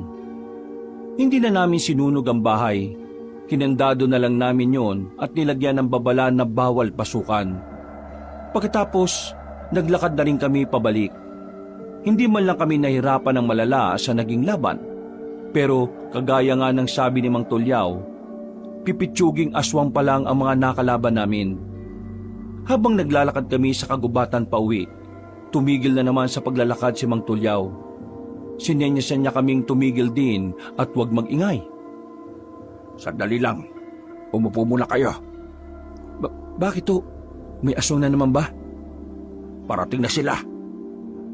Kinakabahan ako noon, Kabanong, lalo na nang marinig namin ang mabibigat na yapbag ng paa. Hinayaan lang namin silang makalagpas. Ayon kasi kay Mang Tulyaw, hindi kami pwedeng makipagsabayan sa ganung karaming aswang, lalo na't nasa loob pa kami ng kagubatan. Ang lugar kung saan sila mas nakakalamang sa laban. Nang masiguro naming wala na nga sila, agad na rin kaming umalis doon. Nagmamadali naming nilisan ang kagubatan. Nakahinga na rin kami ng maluwag. Bakit hindi po natin sila kinalaban? Dihado tayo kung ganon sila karami. Lalo na't madilim doon kanina. Mas mahirap silang kalaban sa gubat dahil marami silang pwedeng pagtaguan o akyatan. Tama lang ang ginawa natin. Pero hindi ko inakala na ganon sila karami. Mang Tulyaw, mukhang kailangan na natin itong ipalam sa iba mong kasamahan. Oo, bukas. Babalik muna ako sa mga kasama ko at ipapalam ko ito. Hindi ko inaasahan na nakakapagparami na pala mga lintik na aswang na ito. Nakabalik naman kami sa bahay ng ligtas. Kahit na may naipanalo naman kaming laban ngayon, napansin kong parang tahimik lang si Mang Tulyaw. Hindi nga rin siya nakatulog. Paggising namin ng umaga, dilat pa rin ang mga mata niya. Mga bandang 7:00 ng gabi, nagpaalam na agad siya para umalis. Kuya Lakay, kailan po babalik si Mang Tulyaw? Gustong-gusto ko na po na makipaglaban ulit sa mga aswang eh. Kung hindi siya makakabalik mamayang gabi, baka bukas na yon.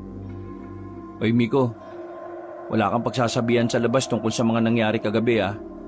Tandaan mo, hindi pwedeng malaman ng iba na tumutugis na tayo ng aswang. Mas okay nang ang alam lang nila tagalako tayo ng anting-anting.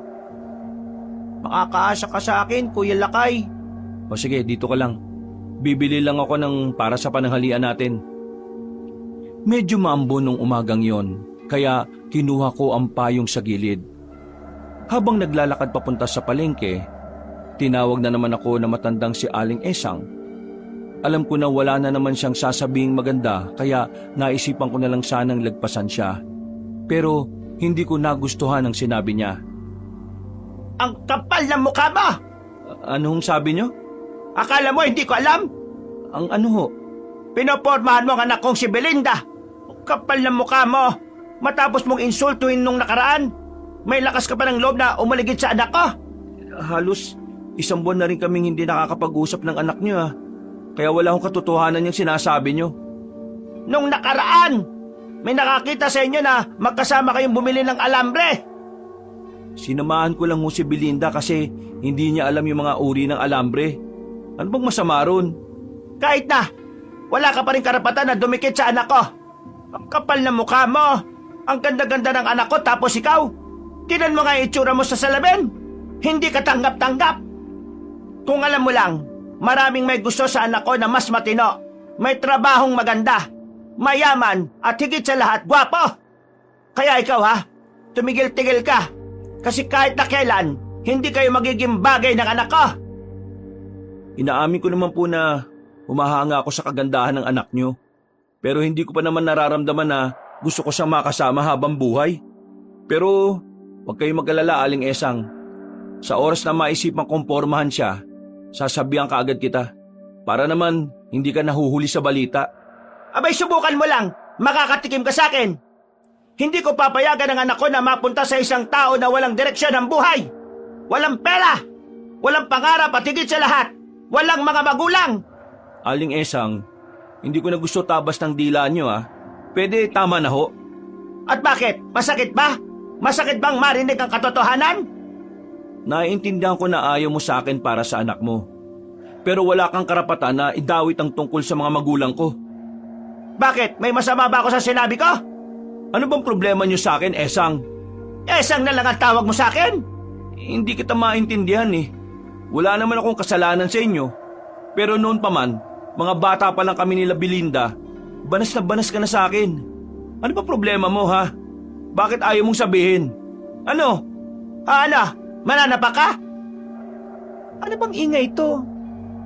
Bakit? Ano bang nangyayari sa inyong dalawa? Etong nanay mo masyadong wala sa ayos sa mga sinasabi. Sinasabihan ko lang naman siya na huwag ka nang plalapitan. Kasi kahit na kailan, hindi kayo magiging bagay. Basura ang taong yan. Man naman, bibig mo. O, di ba? Kita mo na? Hay, ikaw Belinda, wag na wag ka ring lalapit sa isang yan. Naintindihan mo ba ako? Wala naman pong ginagawang masama sa atin sila Lakay Kahit na, ayoko pa rin sa taong yan. Lakay, sige na, umalis ka na. Pasensya ka na talaga Sana maging masaya ka sa pinagsasasabi mo sa akin, Esang. Tingnan mo na, Esang lang ang tawag sa akin. Di pasensya na, sira ulong Esang. Magsasalita pa sana si Belinda pero naglakad na rin ako paalis. Uminit na ang ulo ko, Kabanong. Pero dumiretso na lang ako papuntang palengke. Sakto naman na naroon din ang 2 kong tropa. Kagaya ko'y namimili rin sila. Uy, kaibigan namin macho. Lumaki na katawan mo, pre Pre, kahapon mo pa sinasabi yan O relax, kalma. Mukhang galit ka na naman Ano ba nangyari, pre? Nakakabwisit kasi si Aling Esang Pinagsalitaan ka na naman ba ng kung ano-ano? Oo. Pinaglalayo niya kaming 2 ni Belinda.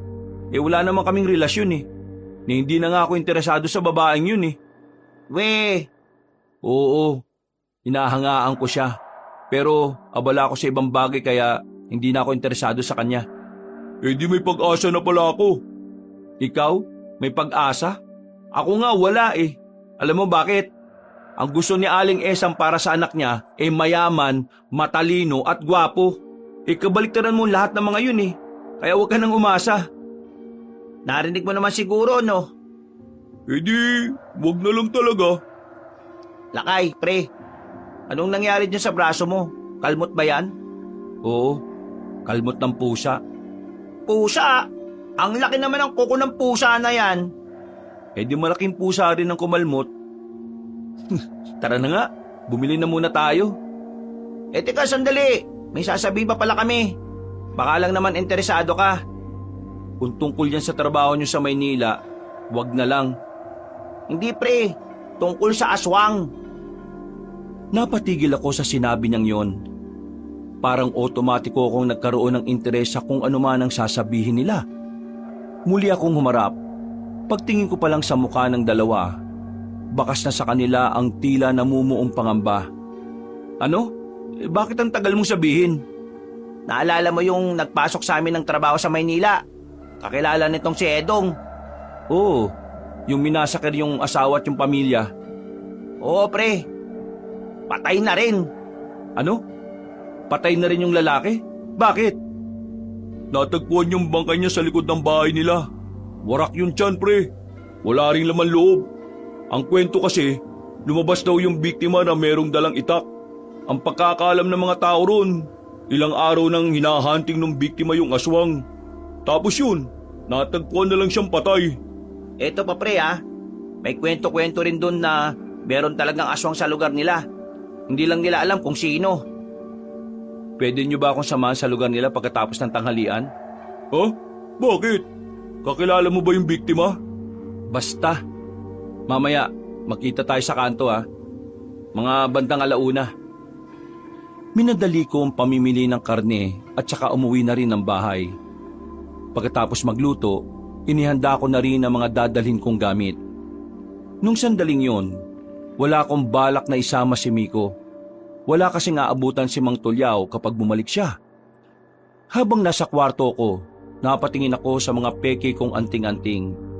Nakita ko rin doon yung kwintas na may pendat na kapirasong kawayan. Sa hindi ko malamang dahilan, para bang may nagtulak sa akin para damputin yon sa lamesa ko. Hindi ko pa pala ito natatapon. Pagkahawak ko, bigla na lang akong nakaramdam ng pagkahilo.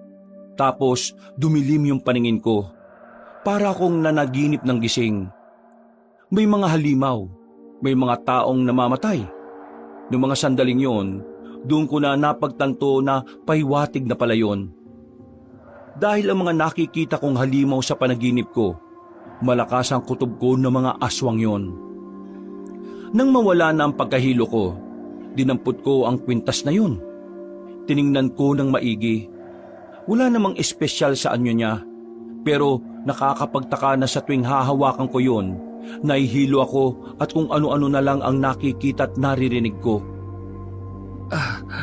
Ano bang meron sa isang to? Hindi ko na napigilan ang sarili ko. Sinuot ko ang kwintas na yon. Inaasahan kong merong mangyayari sa aking kakaiba, pero sa kasamaang palad, wala naman akong weirdong naramdaman.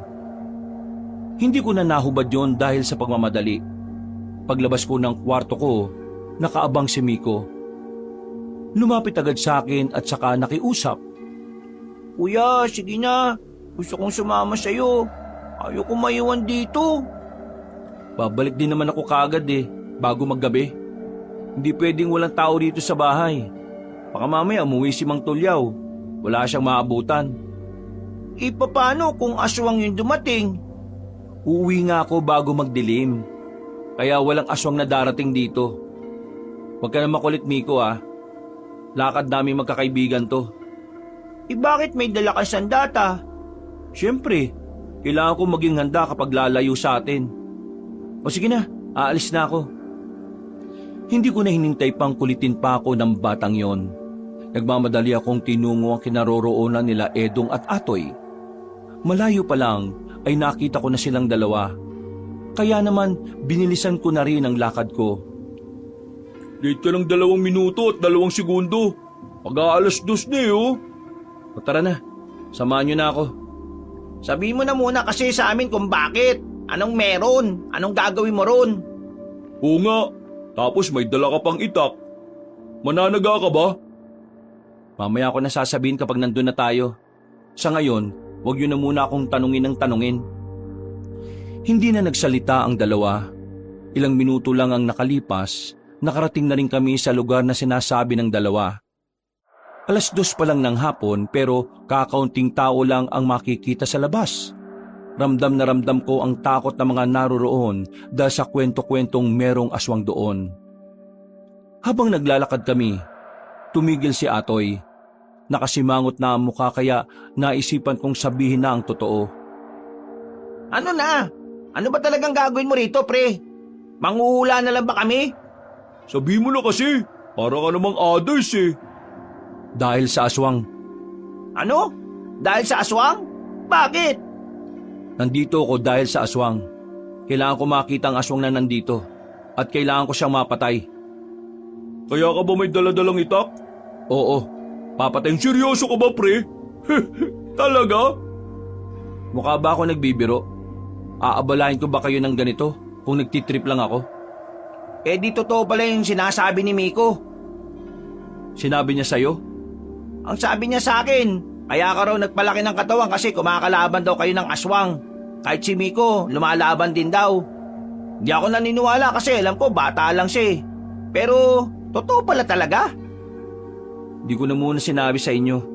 Kasi alam ko mga abala kayo sa mga buhay nyo eh.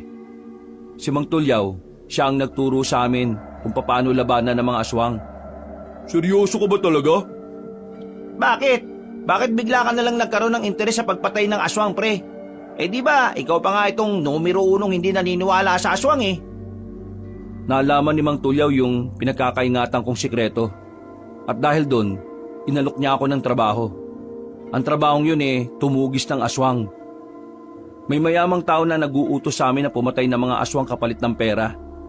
Malaki ang bigayan, pero napakahirap na trabaho. Pero bukod sa pera, napagtanto ko na may mas malalim pa pala akong dahilan kaya ako tinanggap ang alok ni Mang Tulyaw.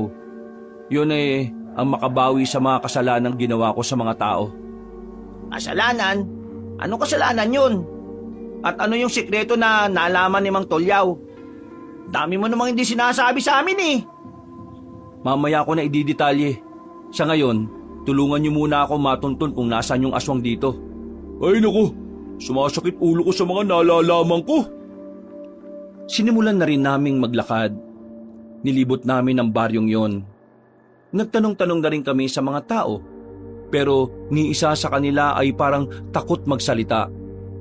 Umiiwas sila sa usapan kapag tungkol na ito sa aswang. Kaya ang ginawa namin, sinuyod namin ang mga sulok-sulok. Pero sa kasamaang palad ay wala pa rin kaming nakita. Mauna na kayo umuwi. Bakit? Ano pang gagawin mo rito? Hihintayin kong gumabi. Tingin ko, gabi lang naman nagpapakita at umaatake ang mga aswang eh. Eh di dito rin muna ako. At bakit? Gusto ko makita yung aswang eh. At gusto ko makita kung paano lumaban tong kaibigan natin.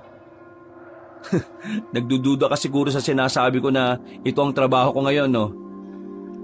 Walang umuwi sa aming tatlo. Si Edong ay nakisama na rin sa aming dalawa. Tumambay na muna kami sa isang tindahan. Sa sobrang pagkakatuon ng atensyon ko sa mga aswang, nakalimutan ko nang kailangan ko palang balikan si Miko bago ang gabi. Pero makalipas ang halos 4 na oras ay naroon pa rin kami. Pre, kanina pa tayo rito. Wala namang aswang eh. Baka naman kasi chismis lang yun. Baka mamaya, hindi na rin dito nang bibiktima yung aswang kasi alam nila aabangan na sila ng mga tao. O sige na, mauna na kayo. Ako nang bahala rito. Ito na ang tamang oras para maghanda ako. Naninibago talaga ako sa iyo, pre. Parang mas gusto ko na lang na bumalik ka sa dati. Yung parang kang siraulo kausap. Ngayon kasi, ang seryoso mo tapos parang ang hilig mo na sa mga delikadong bagay. Mas gusto ko ngayon yung bagong lakay. Mas matino. Hindi na nanloloko ng mga tao. Nagbebenta ng mga anting-anting na fake. Ano sinabi mo? Alam ko na rin yun. Sinabi na rin ni Miko. Ay nako, visit talagang batang yun, no? O ano na naman ngayon? Sabi mo na kasi. Yung mga nilalako niyang anting-anting, puro peke. Ibig sabihin, totoong nanloloko ka? Totoo yung sinasabi ni Aling Esang? Napabuntong hininga na lang ako noon, Kabanong. Magpapaliwanag pa sana ako sa kanila nang may dumaan sa harapan namin na lalaking matangkad.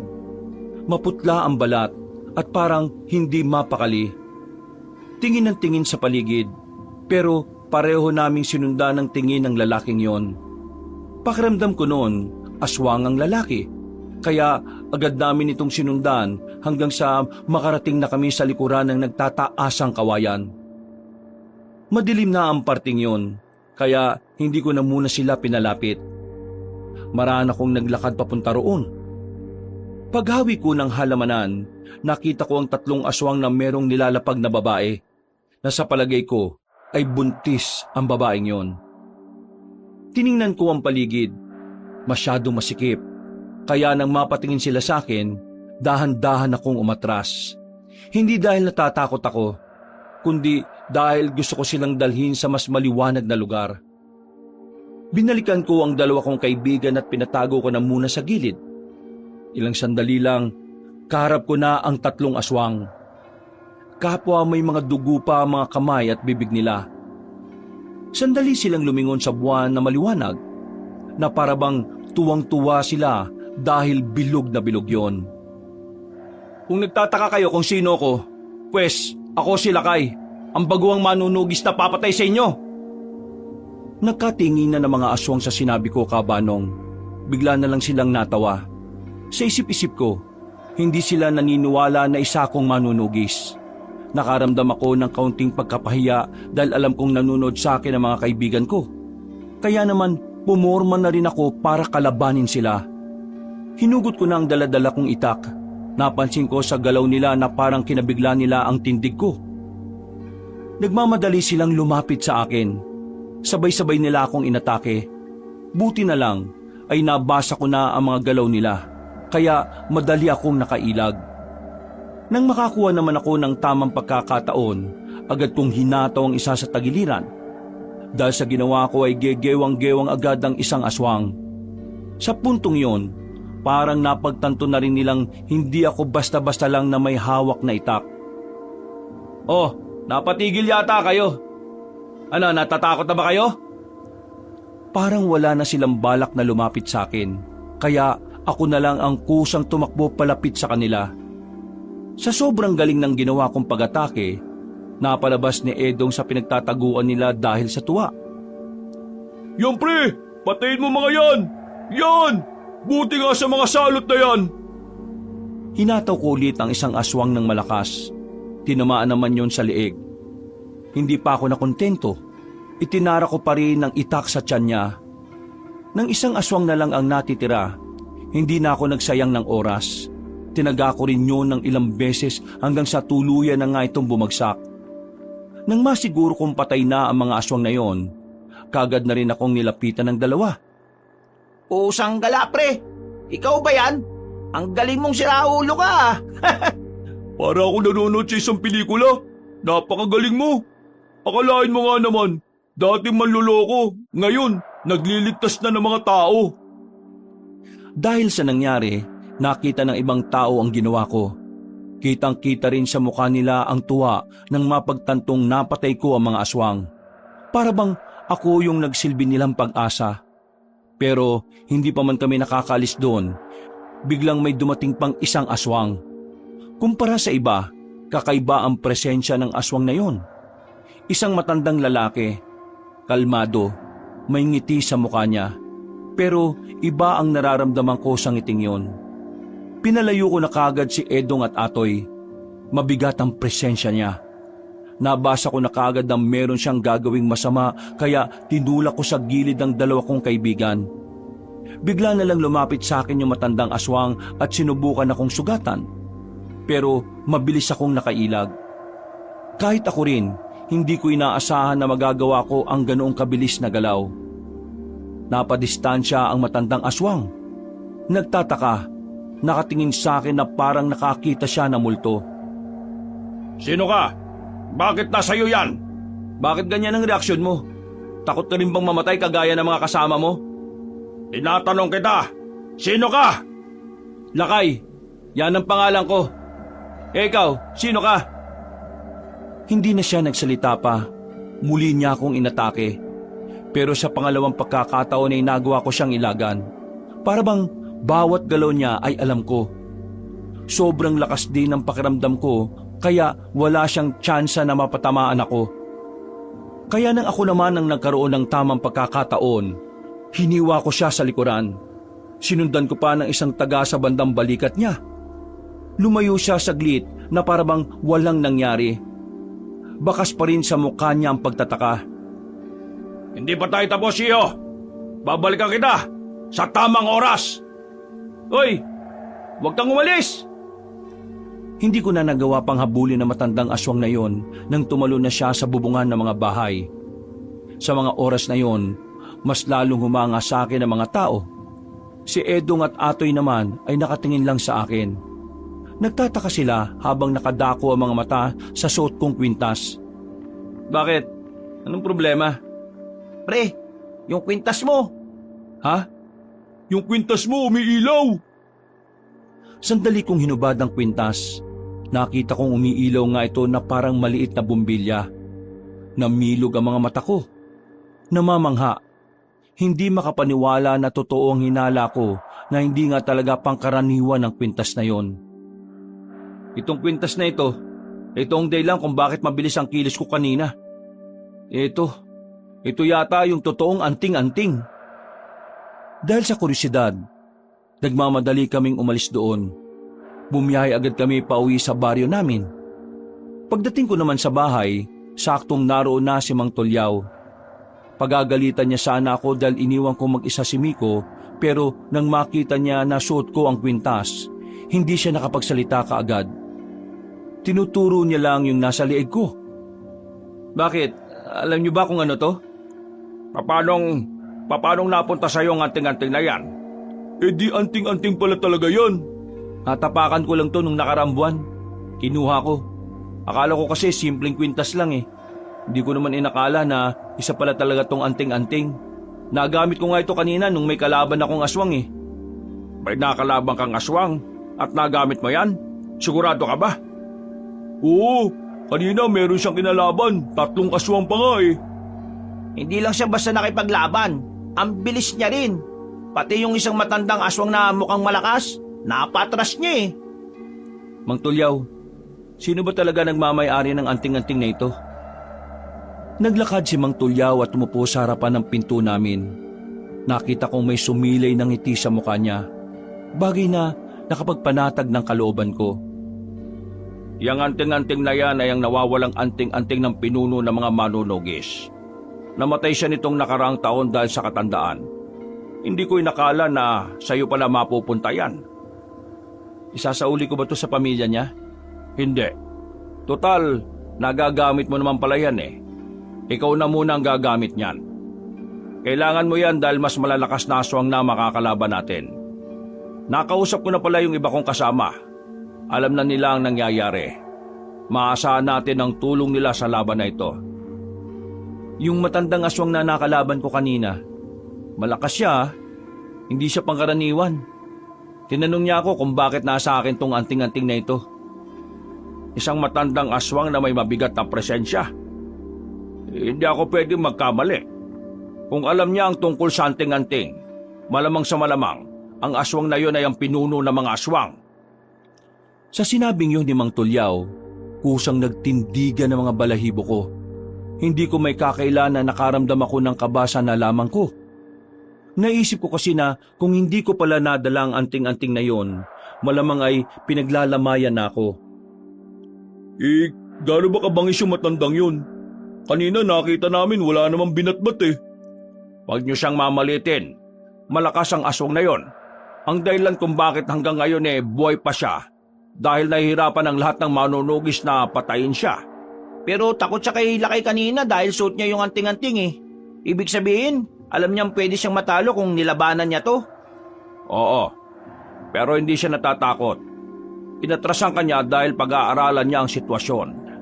Aaralin niya ang mga susunod niyang hakbang. Lakay, higit na sa misyon natin ang ginagawa natin. Kaya kailangan natin magdoble ingat. Kapag naipanalo natin to, paldo-paldo tayo. Marami din tayong maililigtas na buhay at makakabawi ka na rin sa lahat ng panloloko mo sa mga tao. Nadulas lang ang dila ko. Alam na rin naman nila eh. Sinabi ni Miko rito kay Atoy. Nasaan na nga pala yung batang yon? Nasa loob, nakatulog sa kakahintay sa'yo. Saka ko lang naramdaman ang pagod nang maupo na ako sa loob ng bahay. Natulala na lang ako bigla. Bigla ko na lang napagtanto na sobrang layo ko na sa dati. Ang binatang panloloko lang ang ginagawa para magkapera, may kabuluhan at may saysay na ang buhay. Lumipas ang 5 araw, wala kaming namataang aswang sa lahat ng lugar na binantayan namin. Halatang naghahanda na rin ang mga aswang sa kanilang gagawing kasamaan. Sa mga nakalipas ding araw, pinalayo ko na muna sa akin ang 2 kong kaibigan, habang nilaan naman namin ang mga araw na yon para mag-ensayo ulit. Nakakasama rin namin ang mga kasamahan ni Mang Tulyaw. Humanga at nainggit nga ang karamihan sa akin dahil ang isang kagaya kong baguhan pa ang nakagamit ng maalamat na anting-anting. Yang mga yan, matatagal ko nang kasama yan. Pero ikaw, ngayon lang kita nakasama. Nilampasan mo silang lahat eh. Wala naman po sa akin kung mas nakakahigit ako kumpara sa kanila. Ang gusto ko lang naman talaga matalo yung mga aswang eh. Mang Tulyaw, ganito pala talaga pakiramdam kapag yung dating patapon may saysay na ang buhay ngayon. Grabe ka naman sa sarili mo. Hindi ka naman patapon. Siguro noon, hindi mo lang talaga alam ang direksyon ng buhay mo. Maraming salamat, Mang Tulyaw ah. Pangako, hindi masasayang lahat ng itinuro niyo sa akin. Magiging kagaya niyo ako. Ang gusto ko lang, manalo tayo sa laban. At ligtas kang haharapin ng tagumpay. Kayo ni Miko, sa loob ng 1 buwan, parang mga apo ko na rin kayo eh. Pagkatapos ng usapan namin na yon, magkakasama na kaming rumonda sa kagubatan. Sa halos 5 oras naming pag-iikot, wala kaming makitang kahit na isang aswang. Sa pagkakataong yon, nababahala ng ilan sa mga manunugis. Marahil gumagamit ng kakaibang teknik ang mga aswang para hindi namin matunto ng kinaroroonan nila. Kaya naman inatasan ng ibang manunugis na tauhan ng mga baryo na malapit sa kuta. Isa na nga roon ay ang baryo namin. Dahil nahati ang mga manunugis, kakaunti lang kaming nagpatuloy sa pag-ikot. Mang Tulyaw, malayo pa po ba tayo? Ay nako, hindi ko masasagot yan, Miko. Ang totoo niyan, wala naman talaga tayong tsak na pupuntahan eh. Nililibot lang natin tong gubat sa pagbabakasakaling matunto natin ng mga aswang. Pinahihirapan talaga nila tayo ah. Tingin ko, ako ang pinaghahandaan ng matandang yun eh. Kaya nga dapat maging alerto ka, Lakay. Ikaw ang mainit sa mga mata nila. Kapag nakuha niya ang anting-anting sa'yo, mas magkakaroon na sila ng lakas ng loob na maghasik ng lagim. Ang anting-anting na yon ang dahilan kung bakit nag-aalangan silang kalabanin kami. Kung ganun Kuya Lakay! Sa taas! Napatingin ako nang maramdaman kong merong aswang na nanggagaling sa mga puno. Muntikan na nila akong matamaan. Buti na lang ay agad kaming nakailag. Dahil doon, naalarma na kami at sinimulan na rin namin ang pakikipaglaban. Lakay, dumito ka na muna. Ako nang bahalang humanap sa pinuno nila. Sige Mang Tulyaw, mag-iingat kayo. Dali-daling umalis si Mang Tulyaw habang kaming 2 naman ni Miko ay sinamahan ng ibang manunugis. Mabibilis at malalakas ang mga aswang na nakalaban namin. Kaya wala pang 10 minuto, marami agad ang sugatan sa hanay namin. Kaya naman, nang maramdaman kong gumagana na ang anting-anting na suot ko, mabilis kong kinalaban ng ibang aswang. Napatigil ang ibang manunugis nang makita nilang nasa harapan ako. Pero dahil din sa ginawa ko, tumas din ang kanilang moral sa pakikipaglaban. Kahit na marami kaming napapatay na aswang, ay parang dumadami naman sila ng dumarami. Pero naging panatag ako nang makita ko na ganado at determinado ang mga kasamahan ko. Kahit ang batang si Miko ay mahusay ring nakikipaglaban sa mga aswang. Miko, ayos ka lang? Opo, ayos lang po ko, Kuya Lakay. Hindi naman po nila ako matamaan eh. Basta mag-iingat ka rin ha. Ang mabuti pa, sundan nyo na po si Mang Tulyaw. Alabanin nyo na yung pinuno. O sige, iwan na muna kita rito ha. Ipangako mo na walang mangyayari masama sa'yo ha. Pangako po, Kuya Lakay. Niyakap ko na muna siya ng saglit. Agad na rin naman akong tumakbong paalis para hanapin si Mang Tulyaw. Gamit ang anting-anting, pinakikiramdaman ko kung nasa ng lokasyon na nila. Hanggang sa nakita ko na nga sila na magkaharap na sa tuyong ilog. Mabuti naman at dumating ka na rin. Ikaw ang gusto kong makaharap, hindi ang matandang ito. Hindi na ako nakapagsalita. Bigla-bigla nang nagbagong anyo na matandang aswang. Tumangkad siya ng ilang pulgada. Naging bato-bato ang katawan niya. Nagmukha na siyang demonyo. Walang ano-ano, tumalon siya ng mataas at agad niya akong nilapitan. Sinuntok niya ako, pero nagawa ko siyang ilagan. Si Mang Tulyaw naman ay nakakuha ng tamang pagkakataon. Tinamaan niya ang aswang sa bandang hita, pero hindi yun naging dahilan para mapabagal naman siya. Kaya naman ako naman ang lumusob. Sinubukan ko siyang tagain ng malakas. Nahiwa ko siya sa likod, sa dibdib at sa bandang tagiliran. Pero patuloy pa rin siyang nakakabangon at para bang hindi man lang niya iniinda yon. Kabisado ko na ang anting-anting na yan. Ilang beses nang ginamit sa akin yan pero hanggang ngayon wala pa rin nakakatalo sa akin. Umatras ka nung unang beses na nagkita tayo. Ibig sabihin, may kakaiba sa anting-anting na ito na alam mo makakapatay sa'yo. At kung ano man yon, ay hindi mo na yun malalaman. Dahil ngayon pa lang ay mamamatay ka na! Ako sanang aatake, pero biglang nasa harapan ko na siya kaagad. Sa sobrang bilis, hindi ko mabantayan ang kilos niya. Isang malakas na suntok ang ginawa niya sa akin. Tinamaan ako sa muka. Nabitiwan ko ang itak nang tumilapon ako. Nakita ko pang inatake na rin ni Mang Tulyaw ang aswang. Nagkaroon sila ng halos 3 minutong labanan. Kitang-kita ko kung gaano kahusay si Mang Tulyaw sa laban na yon. Ang kaso nga lang, sadyang nakakalamang ang aswang na kalaban namin. Hindi talaga siya pangkaraniwan. Mang Tulyaw! Tumilapon si Mang Tulyaw nang suntukin din siya ng aswang. Dahil doon ay nawalan siya ng malay. Ako naman ay agad ding nakatayo. Pero pagtingin ko, nasa harapan ko na kagad ang kalaban ko. Kukunin ko sanang itako para palagan siya. Ang kaso nga lang, hindi na ako nakaabot.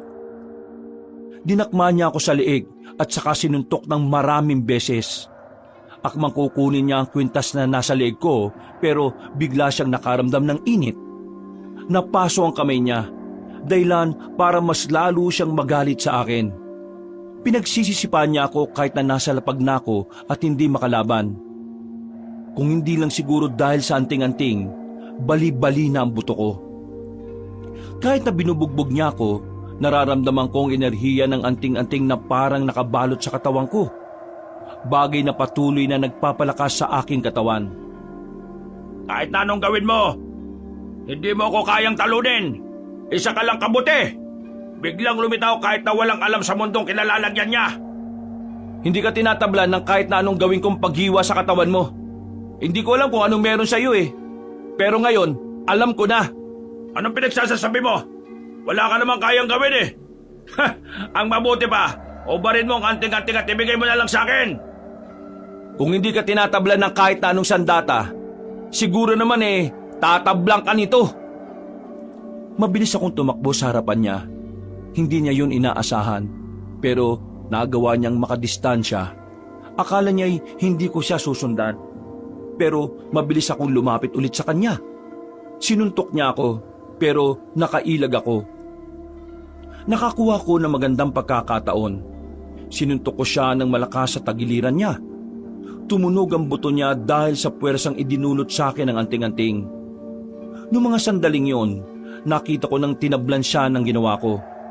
Napangiti lang ako dahil sa wakas, nalaman ko na rin kung ano ang kahinaan niya. Hindi ka tinatablan ng sandata, pero ang atake na ginagamitan ng pisikal na lakas, yun ang kahinaan mo. Ha! Matalino ka pala talaga. Tingnan natin kung huwag ka na magsalita. Sinuntok ko siya ng malakas sa sikmura. Dinamihan ko ang suntok na ginawa ko hanggang sa tuluyan na siyang mapaluhod. Nang mapahiga na siya, makailang ulit ko siyang pinagsisisipa. Kapag pinipilit niyang bumangon ay paulit-ulit lang din siyang bumabagsak. Pagmasdan mo ang kamao na ito.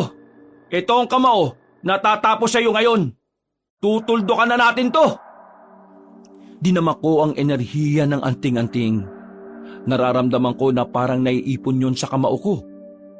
Pero sa hindi ko inaasahang pagkakataon, bigla kong nakaramdam ng hilo. Nasobrahan na yata ang pagkakagamit ko sa anting-anting. Nang makita ko ng kalabang ko sa ganong sitwasyon, ginawa niyang makakaya niya para makabangon. Humaba ang kuko niya. Sa mga pagkakataong yon, alam ko nang tatapusin na niya ako. Katapusan mo na! Akmang kakalmutin na sana niya ako, pero hindi namin namalaya na nakatayo na pala si Mang Tulyaw. Gamit ang malaking bato, pinukul niya yun patungo sa aswang. Tumama yun sa ulo ng aswang na naging dahilan para muli itong bumagsak. Dahil sa ginawa ni Mang Tulyaw ay nagkaroon ako ng pagkakataon na makarecover. Nang mawala ng pagkahilo ko, binalikan ko ang aswang at binuhos ko ang lahat ng natitira kong lakas para suntukin siya sa sikmura. At dahil nga sa ginawa kong yun, ay tuluyan na siyang binawian ng buhay. Hinang-hina ang katawan ko ng mga sandaling yun, Kabanong. Agad namang akong inasikaso ni Mang Tulyaw. Hindi ko na kasi maigalaw ang buong katawan ko. Sabi ni Mang Tulyaw, nasagad ko raw ang kapangyarihan ng anting-anting. Hindi raw yun kinaya ng katawan ko. Naipanalo naman namin ang laban nung gabing yun. Ilang araw akong nakaratay sa higaan noon. Makalipas ang 1 linggo, bumalik na ng tuluyan ang lakas ko. Hanggang ngayon, hindi pa rin ako makapaniwala na nagawa naming talunin ng mga aswang. Hindi ako makapaniwala na ang kagaya kong baguhan ay kinayang harapin ang pinakamalakas na aswang. Tingnan mo si Miko, oh. Tuwang-tuwa sa ilog. Parang ngayon lang nakaligo sa ilog eh. Dati niya pa kasi yung gusto. Kaya yan, pinagbigyan ko na. Total, natalo naman natin yung mga aswang eh. Eh ano nga palang balak mo sa pera na sinahod natin sa amo natin? Ang laki nun ha? Ipapagawa ko lang yung bahay ko. Tapos yung matitira, ilalaan ko sa pag-aaral ni Miko. Para kasing hindi na magkakayos sa mga magulang niya eh. Eh ikaw, Mang Tulyaw, gusto mo bang sa bahay ka na rin tumira? Total, wala ka namang pamilya eh. Aba, gusto ko yan. Ayos! Inakbayan ako ni Mang Tulyaw. At ang sandaling yon, hindi ko inakalang magiging normal na lang sa amin. Dahil mula noon, naging parte na rin siya ng aming buhay.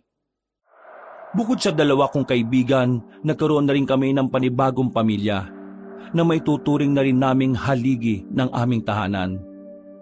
Wala ng aswang ang namataan sa probinsya namin.